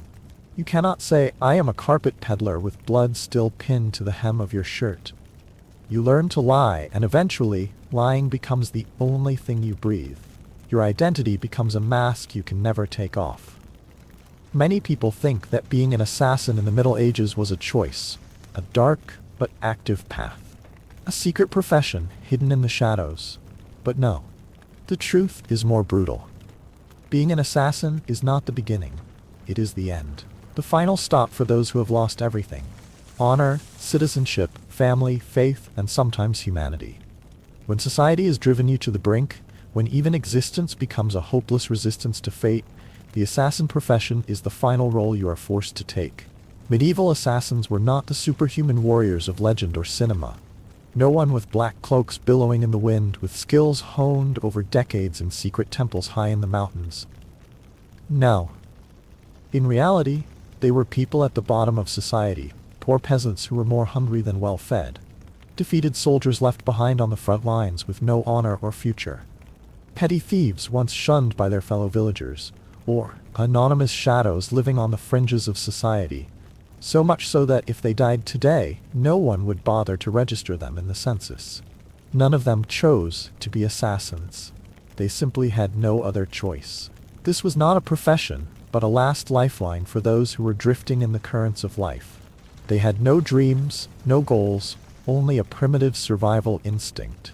And if someone put a bag of money on the table, even if it was only to exchange it for the blood of a powerful person, they would take it. Not because they were cruel, but because they were desperate. On the contrary, those who have money, land, and status, they never hold the knife themselves. They hire others to do it. In a world where human life is valued at a bag of silver, the rich live on the backs of the poor, and sometimes on their corpses. A man with a title, even if it is only the ownership of a goat, has the right to give orders. And a man who has been arrested has a reputation for solving problems, and can pass through a tavern without being seen. That is the target. Success in those days did not mean trustworthiness. Successful people never became assassins because people did not trade money, security, and fame for a life of running, bloodshed, and the possibility of being hanged at any moment. So assassins only appeared when someone's life was broken, and they could only cling to cold hard money to continue breathing, even with blood on their hands. There was no training course to take in medieval assassins, no secret academy to teach the skills, no orientation or mentoring sessions from older men. No one taught you how to walk silently on stone, how to tell a real target from a double, or how to scale a wall without falling into a doghouse. If you survived your first few jobs, you were luckier than most who tried. Because in this profession, the first lesson is often the last, and the price is your life. A few assassins may have been soldiers, wielded swords in battle, knew how to hold a knife properly, knew where a single strike would be fatal. But such men were rare. Most were men who had fought in the marketplace, run from guards, or stabbed drunks in dark alleys. They learned to kill not because they were taught to, but because they had no choice but to learn for themselves, and quickly. The best way to learn was to not die doing it. As simple, as raw, as cruel as the world they lived in. As for weapons, don't expect any shiny swords or daggers forged by renowned craftsmen. All they have is a knife stolen from a drunken soldier, a piece of rotten rope left behind a stable, or a rusty nail scavenged from a barnyard. Nothing is made for them. Everything is left over, discarded, borrowed from the deaths of others. And sometimes the thing that kills is a door lock, a stepping stone, or a bent shoe hook, if used at the right moment. Assassination, in theory, is a neat, quiet, quick, clean act, but in practice it's a strange combination of luck, recklessness, and purposeful negligence. You do it not because you're good at it, you do it because you have to, faster than you can shake out of sight before anyone can see you through the slits of your hat. There's no ceremony, no test, no medal. It's just you, the chipped knife, and the sound of your labored breathing in the dark. And if you live to tell, congratulations, you've passed the class no one else wants to take. Money in the world of medieval assassins is always an alluring flame, but also a deadly trap set in the darkness. The deal seems simple at first, half up front, half after the job is done. A small bag of silver, enough to last a few weeks, enough to dream of a new start in a foreign land. But it's just a word, and words, in this business, are worthless when the speaker has disappeared or is silently waiting with a knife in hand. The harsh truth is that assassins often never get their money back. When the job is done, they are not greeted with a thank you or a handshake. What they face is often a stab in the back. Sometimes literally. In the eyes of their employers, assassins are no longer useful. They are a risk. The only ones who know who gave the orders, who wanted the bloodshed, and who is laughing in the dark. And nothing cleans up like a second body. Killing someone to cover up a lead is always cheaper than keeping a promise. Worse, there are contracts that are actually traps set by politicians. The assassin is hired to kill a seemingly dangerous target, but in reality, it is just a decoy.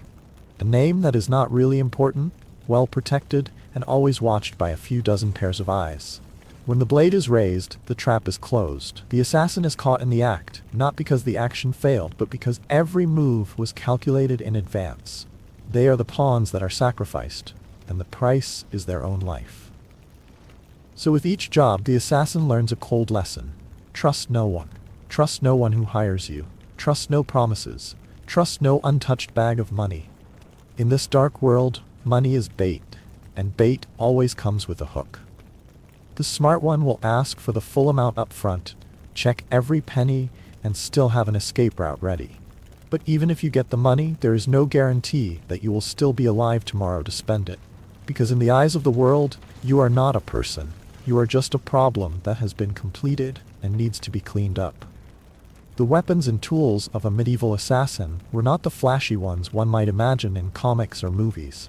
There were no ornate silver swords, no blades that popped out of their wrists, or specially crafted tools crafted in secret underground dungeons.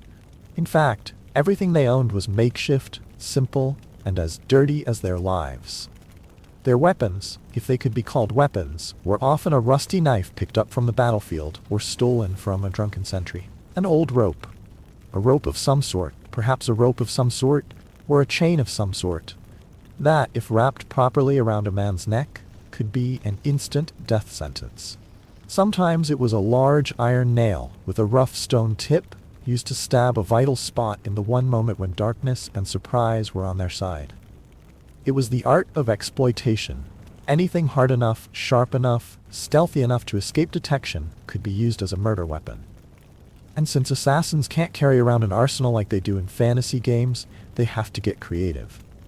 Weapons are often hidden in the soles of shoes, wrapped in bread, or cleverly tied under tattered cloaks, not for style, but for survival. They all have to be small, discreet, and fast enough to not be snatched away before they can strike. As for poisons, the seemingly sophisticated and magical stuff of legend, they were actually a cruel game of chance. No one taught them how to make them. There were no standard recipes, no proper dilution ratios, no hotlines or effective assassination for beginners' manuals. They learned from hearsay, from experimentation, from watching others vomit blood, or it didn't matter. Sometimes what they thought was poison just made their victims sleepy. Sometimes the assassins themselves drank the poisoned wine and died before their targets. The scariest thing was not the poor weapons, but the fact that they knew all too well. If the tools broke mid-work, there was no one to help. There were no engineers to repair them, no replacements. A chipped knife, a broken piece of string, a shaky hand while tying a knot, all of it could turn them from predator to victim. And so the only thing they could do was keep things as simple as possible, pray that their weapons wouldn't betray them, and hope that, on the next kill, the cheap tool they carried was still sharp enough not to betray them at the last minute. In medieval assassins, the targets were never the weak, the isolated, or the careless. No one paid to kill a candlemaker, an old goatherd, or a drunkard sleeping in a dark alley.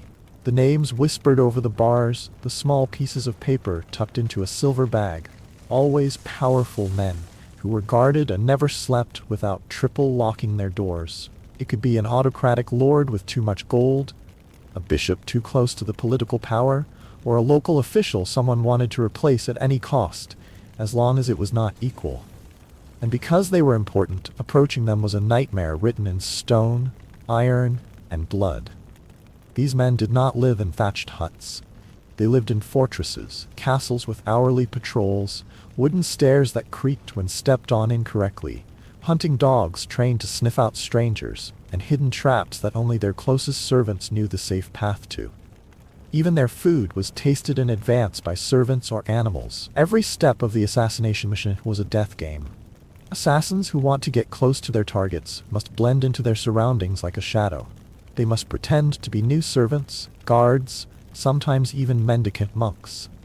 But to do that, they must learn the name of the cook's cat, who washes his hands in the western well, who sneaks a bite of salted meat after dinner. A slip of the tongue, a misstep, even a glance too long, can be detected and paid for with a spear through the chest. And the scariest thing is, no matter how prepared, the slightest mistake, a cough, a too hard exhalation, a stone rolling underfoot, can bring it all crashing down in an instant. There is no room for spontaneity in this profession. There is no chance of doing it all over again.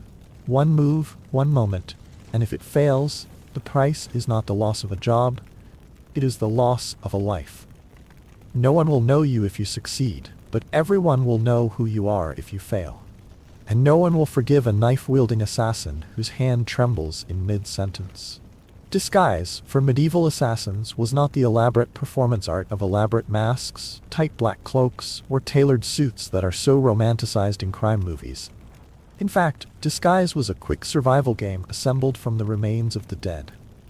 A musty, oversized monk's robe, a bloody guard's uniform with the name of its previous owner still on it, or a tattered hat whose previous owner had probably been hastily buried by the side of the road, that was real disguise. There was no one to help you put together your outfit, no tinted glasses, and no time to look in a mirror. You wore what made you disappear into the crowd, no matter how smelly or dirty. But wearing the clothes is one thing. Living in them is another. Pretending to be a gardener means knowing how to hold a hoe properly. Pretending to be a monk means reciting at least some basic mantras. Pretending to be a guard means shouting commands, standing in the right position, and not bowing too low, because real guards never do. Worse, you have to know the unfathomable details. The name of the cook's cat, the housekeeper's favorite food, the sound the door makes when someone enters or leaves the storeroom. In a heavily guarded place, any anomaly, whether it's a quick glance or a step out of sync with the guard's rhythm, is immediately noticeable. There was no safe period. Every disguise lasted only a few minutes, if you were lucky. You had no right to make mistakes. A mumbled answer, a call you didn't respond to correctly, a servant who saw you carrying the bucket wrongly. All of these could get you clubbed on the spot or dragged out into the yard and interrogated before you could do anything. And if you were discovered, there was no why, was there a mistake, or a chance to explain. There were only knives, clubs, and alarm bells ringing like farewell bells. After all, camouflage is just a one-way ticket to deeper into the enemy's lair. But it is never a real shield.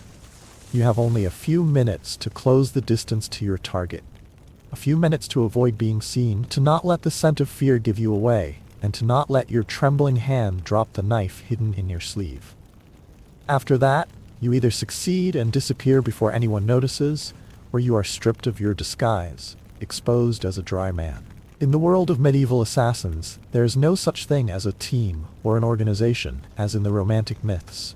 There are no secret guilds with dagger symbols, no bases hidden deep in the mountains where trainers speak in deep voices, no brotherhoods that share missions and camaraderie. Each assassin is a lone ghost, living in a fog of suspicion, in a world where trust is the most expensive and dangerous commodity. You don't work in teams, because no one trusts anyone. A good assassin never lets anyone know they exist. The fewer people who know, the longer you can survive. Talking too much, revealing too much, or simply trusting the wrong people, that's the shortest path to a quiet death behind bars, or worse, being turned over to the same people you once served. In this business, the person who hired you today may hire someone else to kill you tomorrow, not because you betrayed, but because you knew too much. And so assassins have no friends. No one wants to be friends with someone who can kill silently and disappear into the darkness. Thieves fear you because you are more dangerous than guards. Prostitutes don't want to talk to you because your eyes never linger long enough to make them feel safe. Informers avoid you for fear that one wrong word will make them the next corpse. And if anyone does show any friendliness, it's usually a trap laid with the scent of silver or blood. Even in the rare moments when you want to talk, share, sigh, or tell a sad story, you can't. Because words are weaknesses, emotions are cracks, and assassins are not allowed to have cracks. They have no one to confide in, no one to wait for them when they return, no one to cry if one day they disappear without a trace. Their existence is a secret, and their death must also be kept a secret. Because in this world, the more alone an assassin lives, the longer he lives. And if you see someone who is always alone, who says little, who never leaves the inn door, don't approach. They may not be an assassin. But if they are, the last you know about them is the last you know. In the cold, ruthless world of medieval assassins, failure was not simply a loss of money, a lost opportunity, or a small wound to learn from. Failure, in their language, meant death. There was no second chance. There was no forgiveness. There was no one to pull you out of your mistakes with a gentle handshake and advice. Only the blade, the rope, or the angry mob. One misstep, one slip, one moment of hesitation, and you go from hunter to prey. If you're lucky, death comes quickly, at the hands of angry guards. If you're less lucky, you'll be betrayed by the very people who hired you. Not because you did anything wrong, but because you didn't do it right. Or because they were afraid you'd reveal something. In many cases, the people who pay for a hitman have no intention of paying. They just want an excuse to kill the person who knows too much. And worse, when you were caught, you didn't just die. You were taken to the public square, hung on a gallows, or beheaded amid cheers and jeers. A wooden sign hung around your neck, clearly stating, "Failed assassin." No one cared how many times you had succeeded before, how skillfully and discreetly, who you had killed for whom. History doesn't remember the quiet successes, it only remembers the final failure, the one that brought you to the light and your identity was torn apart in front of the crowd. Therefore, true assassins never allow themselves to make mistakes. They live in constant fear. Fear of strange looks, unusual footsteps, dogs barking in the distance. They live as if every moment is the boundary between continuing to exist and being erased. Because in a profession where there is no room for mistakes, a single failure is not a bad thing. Success in the world of a medieval assassin does not bring the rewards, glory, or freedom that one might expect. There is no banquet, no applause behind the curtain, and no small house where you can live peacefully with the money you have earned with the blood of others. When the blade pierces the heart of the person you are hired to kill, the assassin does not stand there and enjoy the moment of victory. He runs. And he will continue to run, not for a few hours, but for the rest of his life. Killing someone is like turning yourself into a secret that needs to be erased. No one wants someone who knows too much about intrigue, power, and personal grudges to be alive and ready to talk at any time. Even if the assassin does everything they promise, it is the people who hire them, the ones who stand behind the curtain, the ones who smile at banquets when the body is still cold, who are the first to want to clean up the mess. And in that game, the assassin is never a player. They are a pawn, and pawns never survive. No one carved the names of the assassins into stone. No one erected statues or wrote histories about the men who had silently killed the enemies of the kingdom. They were but passing shadows, unknown, unacknowledged. Even if their names were mentioned, it was only in threats or wanted posters posted on market corners with vague descriptions and p. Success doesn't make you great. It makes you dangerous, and dangerous people are always hunted. Every mission completed is a dot on the map of those who want to wipe you out. The more murders you survive, the more feared you become, not in the eyes of the people, but in the eyes of those in power. And they will not let someone like you continue. Ultimately, the success of an assassin does not open the door to a bright future. It only opens more doors, leading to chaos. In the heart of medieval society, where darkness was not only the absence of light, but also the abode of nameless fears, the image of the assassin was not limited to the role of a murderer.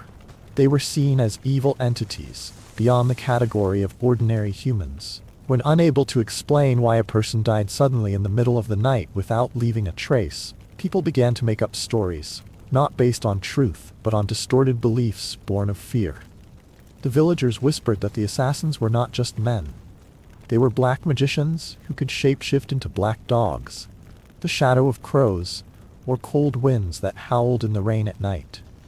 They believed that they could talk to ghosts, making deals with souls in exchange for the ability to be invisible at night and kill without anyone hearing their screams. No one dared touch the knife the assassin left behind, for fear it would be cursed. Not to die quickly, but to die in a fit of madness. Their ropes were seen as soul-binding devices, and their crude potions were rumored to turn people into beasts, groaning to death under the moonlight. Gradually, the killers in the dark ceased to be human. They were called eyeless men, shadows of death, or the breath of hell. And so, no one treated them as rational, emotional, fear-ridden human beings. They were seen as creatures, or rather, walking calamities, who, if not destroyed, would wreak havoc on the entire village. There was no need for a trial, no need for evidence. A strange look, a bloodstain on the sleeve, or a twisted story from the aftermarket liquor vendor was enough to start a panic. People would gather, armed with sticks, stones, and torches. They didn't care if the man had actually killed anyone.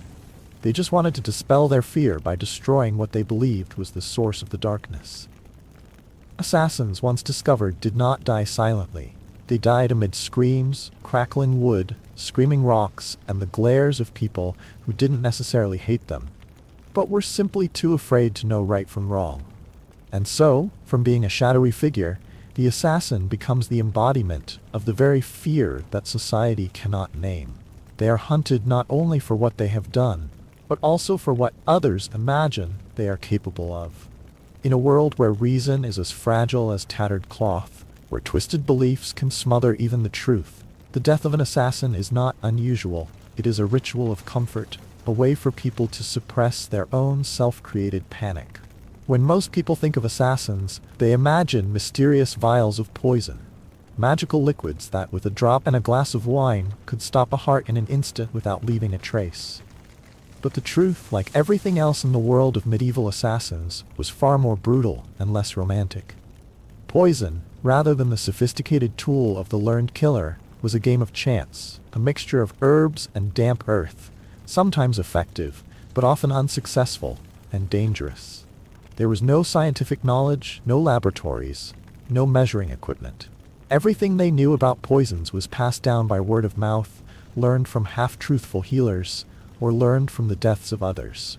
Dosages were never certain. A little was harmless, too much would kill the person who ingested it. Sometimes what was thought to be poison turned out to be a digestive. Sometimes, just to knock the victim out for a few hours, the victim died convulsing in front of dozens of people, turning a secret assassination into a public declaration of war. Every use of poison was a gamble whose outcome was never predictable. Worse, if the plan failed and was discovered, the price was not simply running away. In the superstitious and ruthless society of the time, being caught administering poison was tantamount to signing one's own death warrant. But it was not a quick death. Assassins were tortured to the extreme, not just for revenge, but to extract the name of their employer, the identities of other victims, or simply to satisfy the rage of a justice-hungry public. Sometimes they were forced to drink the poison they had administered as a cruel joke to fate. And after all, there are no songs about them, no names in the history books. Those who die silently from poison, whether they are the ones killed or the ones who hold the vial, are swallowed up by time as if they never existed.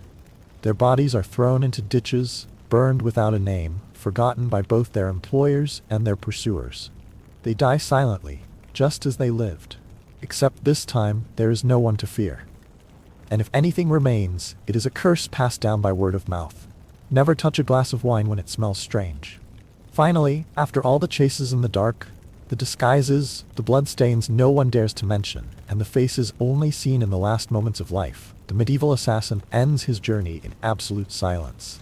No legacy, no name, nothing left for posterity, but a series of fragmented memories and fear in his heart. No one knows your name.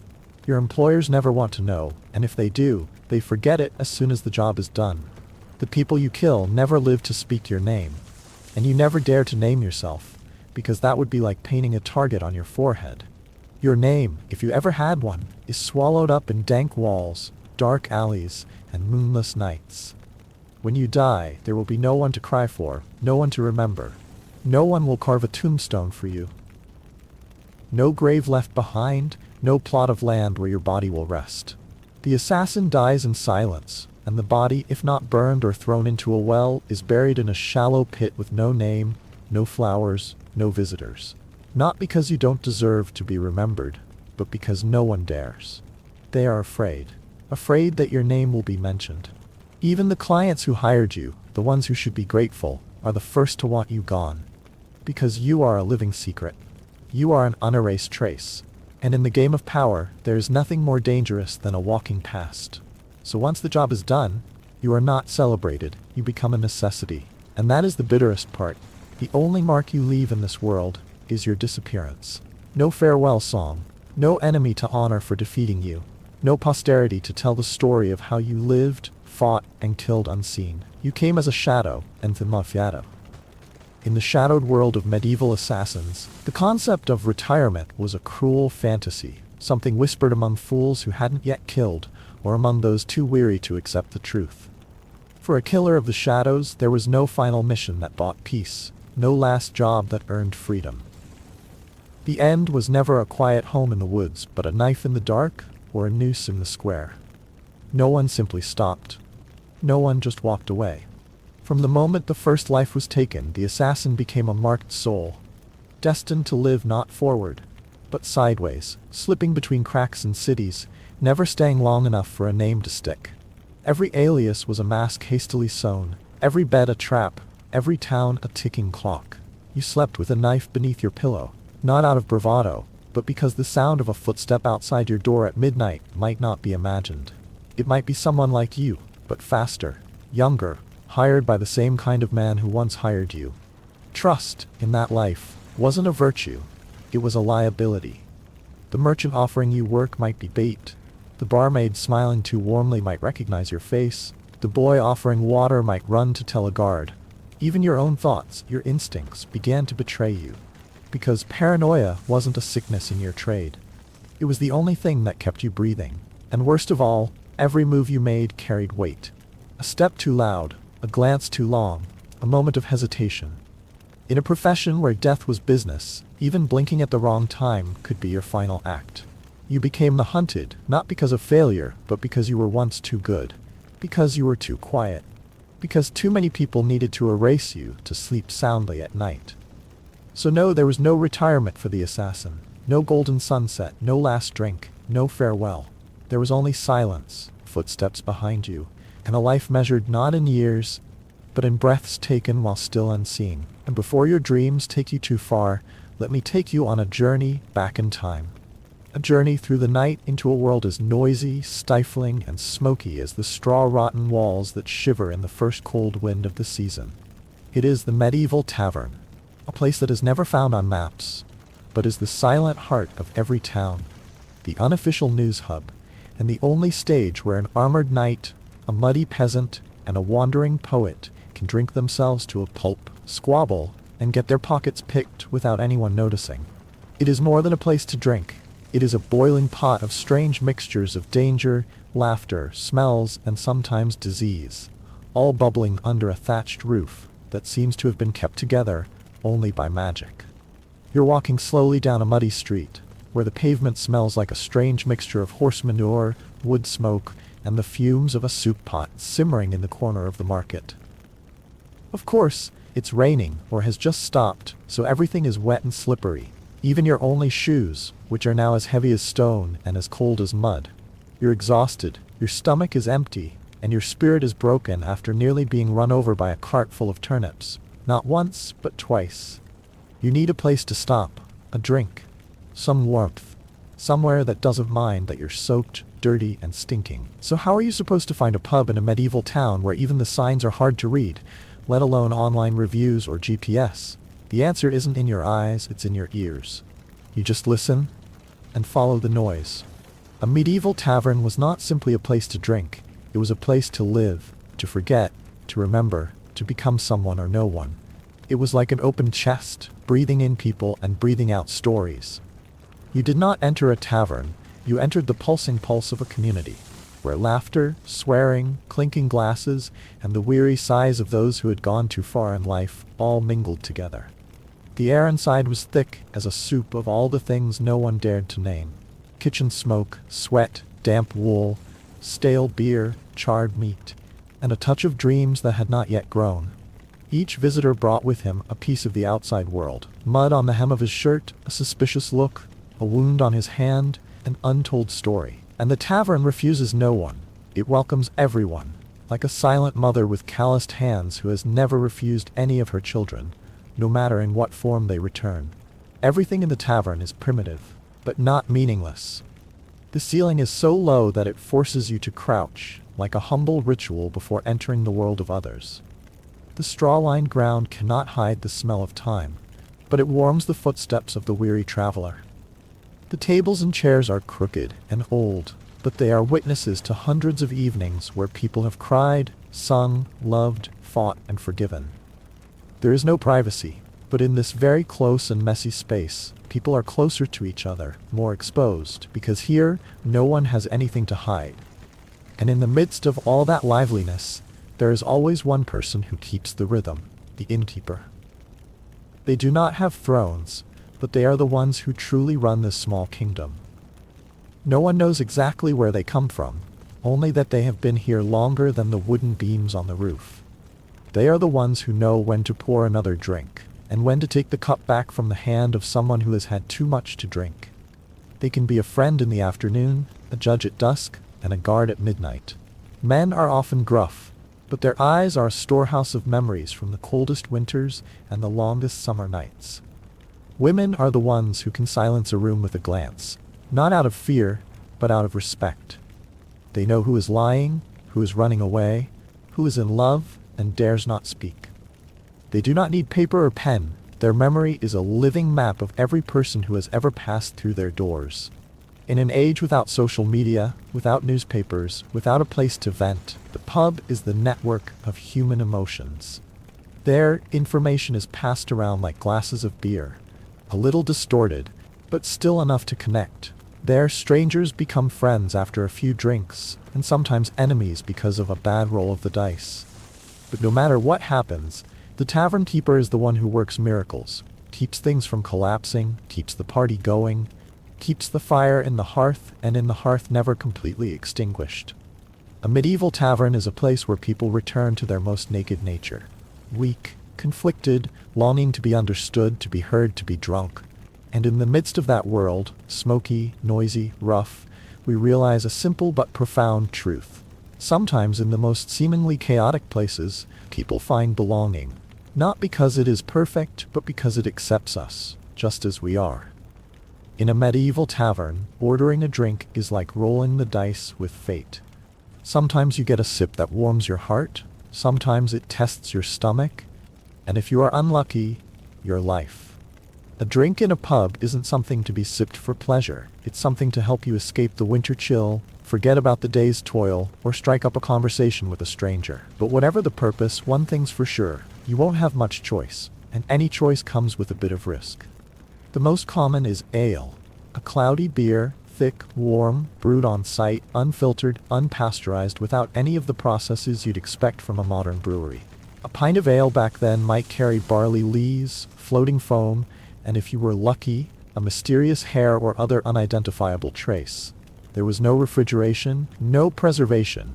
You just closed your eyes and hoped it wasn't the one from last week. If you were feeling more adventurous, you could try mead.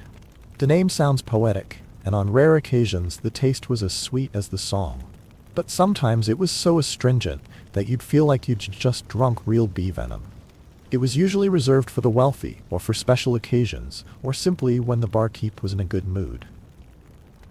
Another option was cider, often served in cracked ceramic cups. Its taste was as erratic as the weather in March.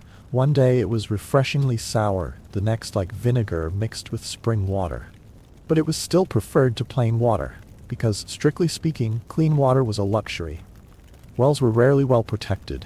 River water was teeming with bacteria, and boiling it took wood, something no one wanted to waste. So even children drank watered-down ale, not for pleasure, but to survive. And wine? Yes, but only if you were a noble, a high priest, or lucky enough to be in a region with good trade. Even so, most of the wine available to commoners was watered down to the point of being a slightly sour water, served with a sneer from the poorer. So, if you're holding a glass of rich, oaky red, congratulations, you're not in the Middle Ages. After a few drinks and a growling stomach, you'll know it's time to eat. But don't expect a menu, let alone a waiter. Here, you go up to the counter, ask a simple question. Is there anything else? And then say a silent prayer. A pub dinner is a gamble, and the most popular dish is pottage, a thick stew, cooked in a large pot that is never cleaned and never thrown away. For Monday, it starts with a few handfuls of grain, a few vegetables, and each day you add whatever's available. Roots, leaves, bird heads, rabbit feet, bits of meat of unknown origin. The only thing that never happens to a pottage is getting worse. It just gets thicker, richer, darker, and more complex over time. If you're lucky, there might be meat. But don't ask what kind. It could be rabbit, sparrow, stray chicken, or some creature that no one dares to name. And to eat, you have to have your own utensils. Everyone carries a knife, not just for eating, but sometimes to threaten someone who takes the wrong chair. Spoons are rare, so most people use their hands. Some fastidious people carry their own wooden bowls, like sacred rugs in the desert, to avoid sharing a bowl that has held many things. Bread and cheese are also available, but don't expect steaming soft loaves or melted camembert. The bread here is so hard it could be nailed to, and the cheese smells like a month of lingering in a cloth bag. If you're lucky, you might get to try the special of the day, essentially the leftovers from the previous week, reheated and given a poetic name like chefs. And strangely, for all the crudeness, the unfamiliar flavors, and the possibility of a stomachache, these meals still feel warm. Not because they're delicious, but because they're hot, because you're sharing them with someone else, and because for that moment by the crackling fire, you're no longer a stranger. You are part of the tavern, part of the night, part of the stories that will continue to be told tomorrow, through the smell of pottage that has not yet cooled. Entering a medieval tavern, you are not only lost in a bustling space, but also lost in a sea of people. Each face is a story, each eye is an untold mystery. This is not just a place to eat, to drink, but a place where social classes coexist, mingle, collide, and sometimes laugh together. A peasant with calloused hands can sit next to a merchant counting his wallet. A monk hidden in a shabby cloak can listen to gossip from a mercenary just returned from the battlefield. And somewhere, a strange traveler is making notes in a notebook, in a script that no one in the tavern can read. Everyone who comes here brings something, a story, a lie, a pain, or a song. You might hear a blushing peasant recounting the story of a cow giving birth in the wrong place, which he believed was a good omen, while a soldier, his armor scuffed and his breath heavy with alcohol, boiled out a story of an unheard-of battle, where he fought 3 dragons and a talking sword. No one believed him, but everyone listened, because here, the truth was less important than how you told it. There was no shortage of suspicious strangers. A monk with his head down, avoiding the light. No one knew if he was a repentant pilgrim or a bandit on the run. But the tavern didn't ask, it just watched. And the best observers of all were the women in the tavern. They weren't just waiters or regulars. They knew who was telling the truth, who was about to start a fight, who was trying to hide. They walked as softly as cats, but their eyes were sharp enough to stop a drunken mid-sentence. Children are present too, running past the adults, sneaking up on leftovers, listening to their conversations with the curious eyes and ears of their unnamed little worlds. In this chaos, it is the smallest who see everything. And then, when the sound in the bar erupts like a directionless storm, you suddenly realize, this is the symphony of life. The clinking of glasses is everywhere, sometimes in celebration, sometimes by accident, but always accompanied by cheers. Broken glasses can be an accident, or the beginning of an argument, and in both cases, all become part of the collective act. Loud laughter, crosstalk, someone hissing an unfinished story, swearing as a backbeat for gossip. Then there's the sound of a guitar, or something close to a guitar, from a busker struggling to find a tune between slack strings and a dry throat. He's wearing pants, that's more than last night. And then suddenly someone drops. A fart so powerful that the room holds its breath for a full 3 seconds before exploding in a fit of laughter. It's a moment no one teaches, but everyone understands. This is where every sound, good or bad, has its place. And when the alcohol reaches its peak, the game begins. There's no dealer, no moderator. Just a few coins, a crumpled piece of cloth, and a pile of wooden or bone dice tossed onto the table. Bets start with a few coins, a few glasses of wine, and gradually escalate to a pair of boots, a knife, even a real goat tied outside the door. The rules change depending on who explains. And the drunker you are, the more flexible the rules become. A deck with missing cards is enough, as long as you don't ask too many questions. Cheating is not the exception, it's the style.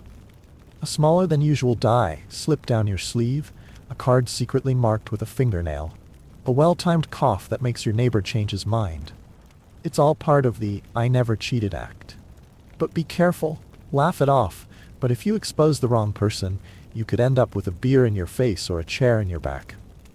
In addition to gambling, there are nameless dares. Who can drink the most without spilling? Who can balance the longest on a 3-legged stool? Who can arm wrestle the barkeep? There are games of fire, games of holding back laughter, games for no other reason than to attract attention. But what they all have in common is that they are all born from the same thing. People want to have fun, want to try, want to laugh out loud without any reason. Because in the cold and harsh world out there, where tomorrow can bring hunger, disease, war, a night in a tavern, with sounds, games, stories, and a little madness, becomes the most precious luxury. A night of living as if nothing is scary. A night to be yourself or someone else. A night, enough to forget, enough to remember. In a world where every day is a struggle for survival, with harsh weather, rules that change according to the mood of the ruler, and a slight fever that can be a death sentence, a shabby tavern with rotten straw, rickety tables, and a flickering fire becomes a small paradise for tired souls. Not because the place was clean, not because the drinks were good, but because it allowed people to be themselves, or forget who they were, just for a night. Here, laughter needed no reason. A street singer could sing songs that no one believed were true, and no one asked for proof. A stranger told a story about fighting a bear, seeing a witch, or claiming to be Charlemagne's grandson, and was applauded like a stage star. Tavern stories didn't need to be true, just good. Because sometimes people weren't looking for the truth. They were looking for a sense of connection, of being heard, of sitting together in a world divided by class and violence. In the dim light of the oil lamp, love and compassion found a home. Whether it was just a look, a refilled glass of wine, or a silly line of poetry accompanied by a pat of bread on the forehead, they were all attempts, clumsy but sincere, to touch each other's hearts. And the women, from the waitress to the prostitute, were not weak. They saw through the game, chose their invitations, and knew how to survive in a world that didn't encourage trust. They don't wait to be saved. They write their own stories, one drink at a time, one glance at a time. When tempers flare and chairs fly across the table, a fight in a tavern isn't unusual. It's part of the ritual. A fight isn't about killing, it's about venting anger, asserting yourself, and then clinking glasses together in laughter, as if violence were just a way to make new friends. Perhaps that's why grudges here rarely last. Instead, people leave with a new nickname, a bruise to tell, and a story to tell the next time they get drunk. And when night falls, sleeping in a tavern on straw with dogs under the table is safer than any castle. No locks, no guards, just snoring, farting, crackling wood, and a shared breathing rhythm. Slow, heavy, but with a sense of presence that you are not alone, that no matter how scary the world outside is in this cramped room, you are still part of something bigger. And perhaps that is the deepest meaning of a medieval tavern. It is not just a place to drink, but a place for people to regain a bit of their humanity that has been torn apart by life. A place where knights, peasants, monks, and thieves can all sit together, Not because they are the same, but because they all need a place to breathe, to tell, to dream, and sometimes to forget. And in today's world, when we are also tired of too much information, too many standards, too little truth, and too much loneliness, perhaps we are still looking for such a tavern. Not necessarily with beer, but certainly with a place for imperfect people to be present without being judged. A place to laugh, to fight with words, to tell a lie that everyone wants to hear. A place, even if it exists only in the imagination, where people can be people, whole, shabby, and alive. Every morning after a long night in a medieval tavern, people do not wake up to the soft music or the aroma of coffee, but with the sound of wooden spoons hitting empty buckets, long dry yawns, and the strong smell of porridge that had boiled since last night. There was no menu, no choice. Just bread reheated until it was softer than ice, a little beer diluted to the point of no yeast, and a few spoonfuls of pottage that was thick, like a sadness that had not yet been quenched. Yet, for those who had just survived a chaotic night, it was a feast of survival. You opened your eyes, your neck still aching, your back still sore. You couldn't quite remember how you ended up lying next to a stranger and a one-eyed dog. But you were breathing. That was enough.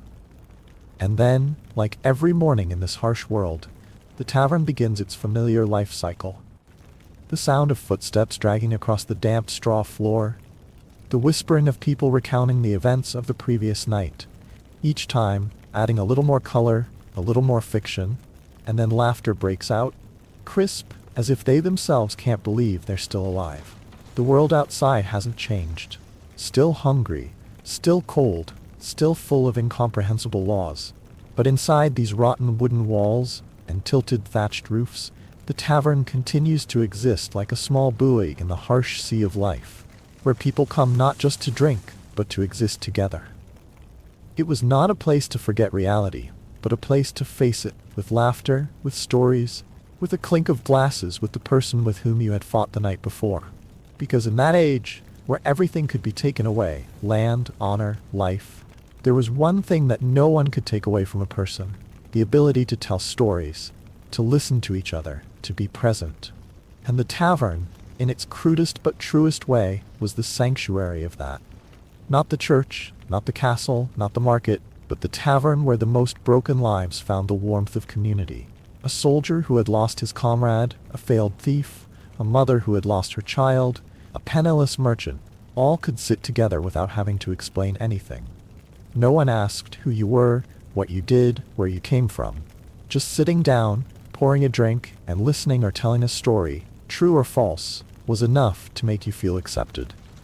And if you ever wondered why, in folk memory, the tavern is always mentioned as a special place, it is probably not because it is fun, but because it is the only place where people of all classes can sit at the same table. It does not erase the class gap, but it blurs it, enough so that in the moment of clinking glasses, everyone is human, with the desire to live, to love, to tell, and to remember. In the end, the tavern is the beating heart of medieval society, rough, irregular, noisy, but never meaningless.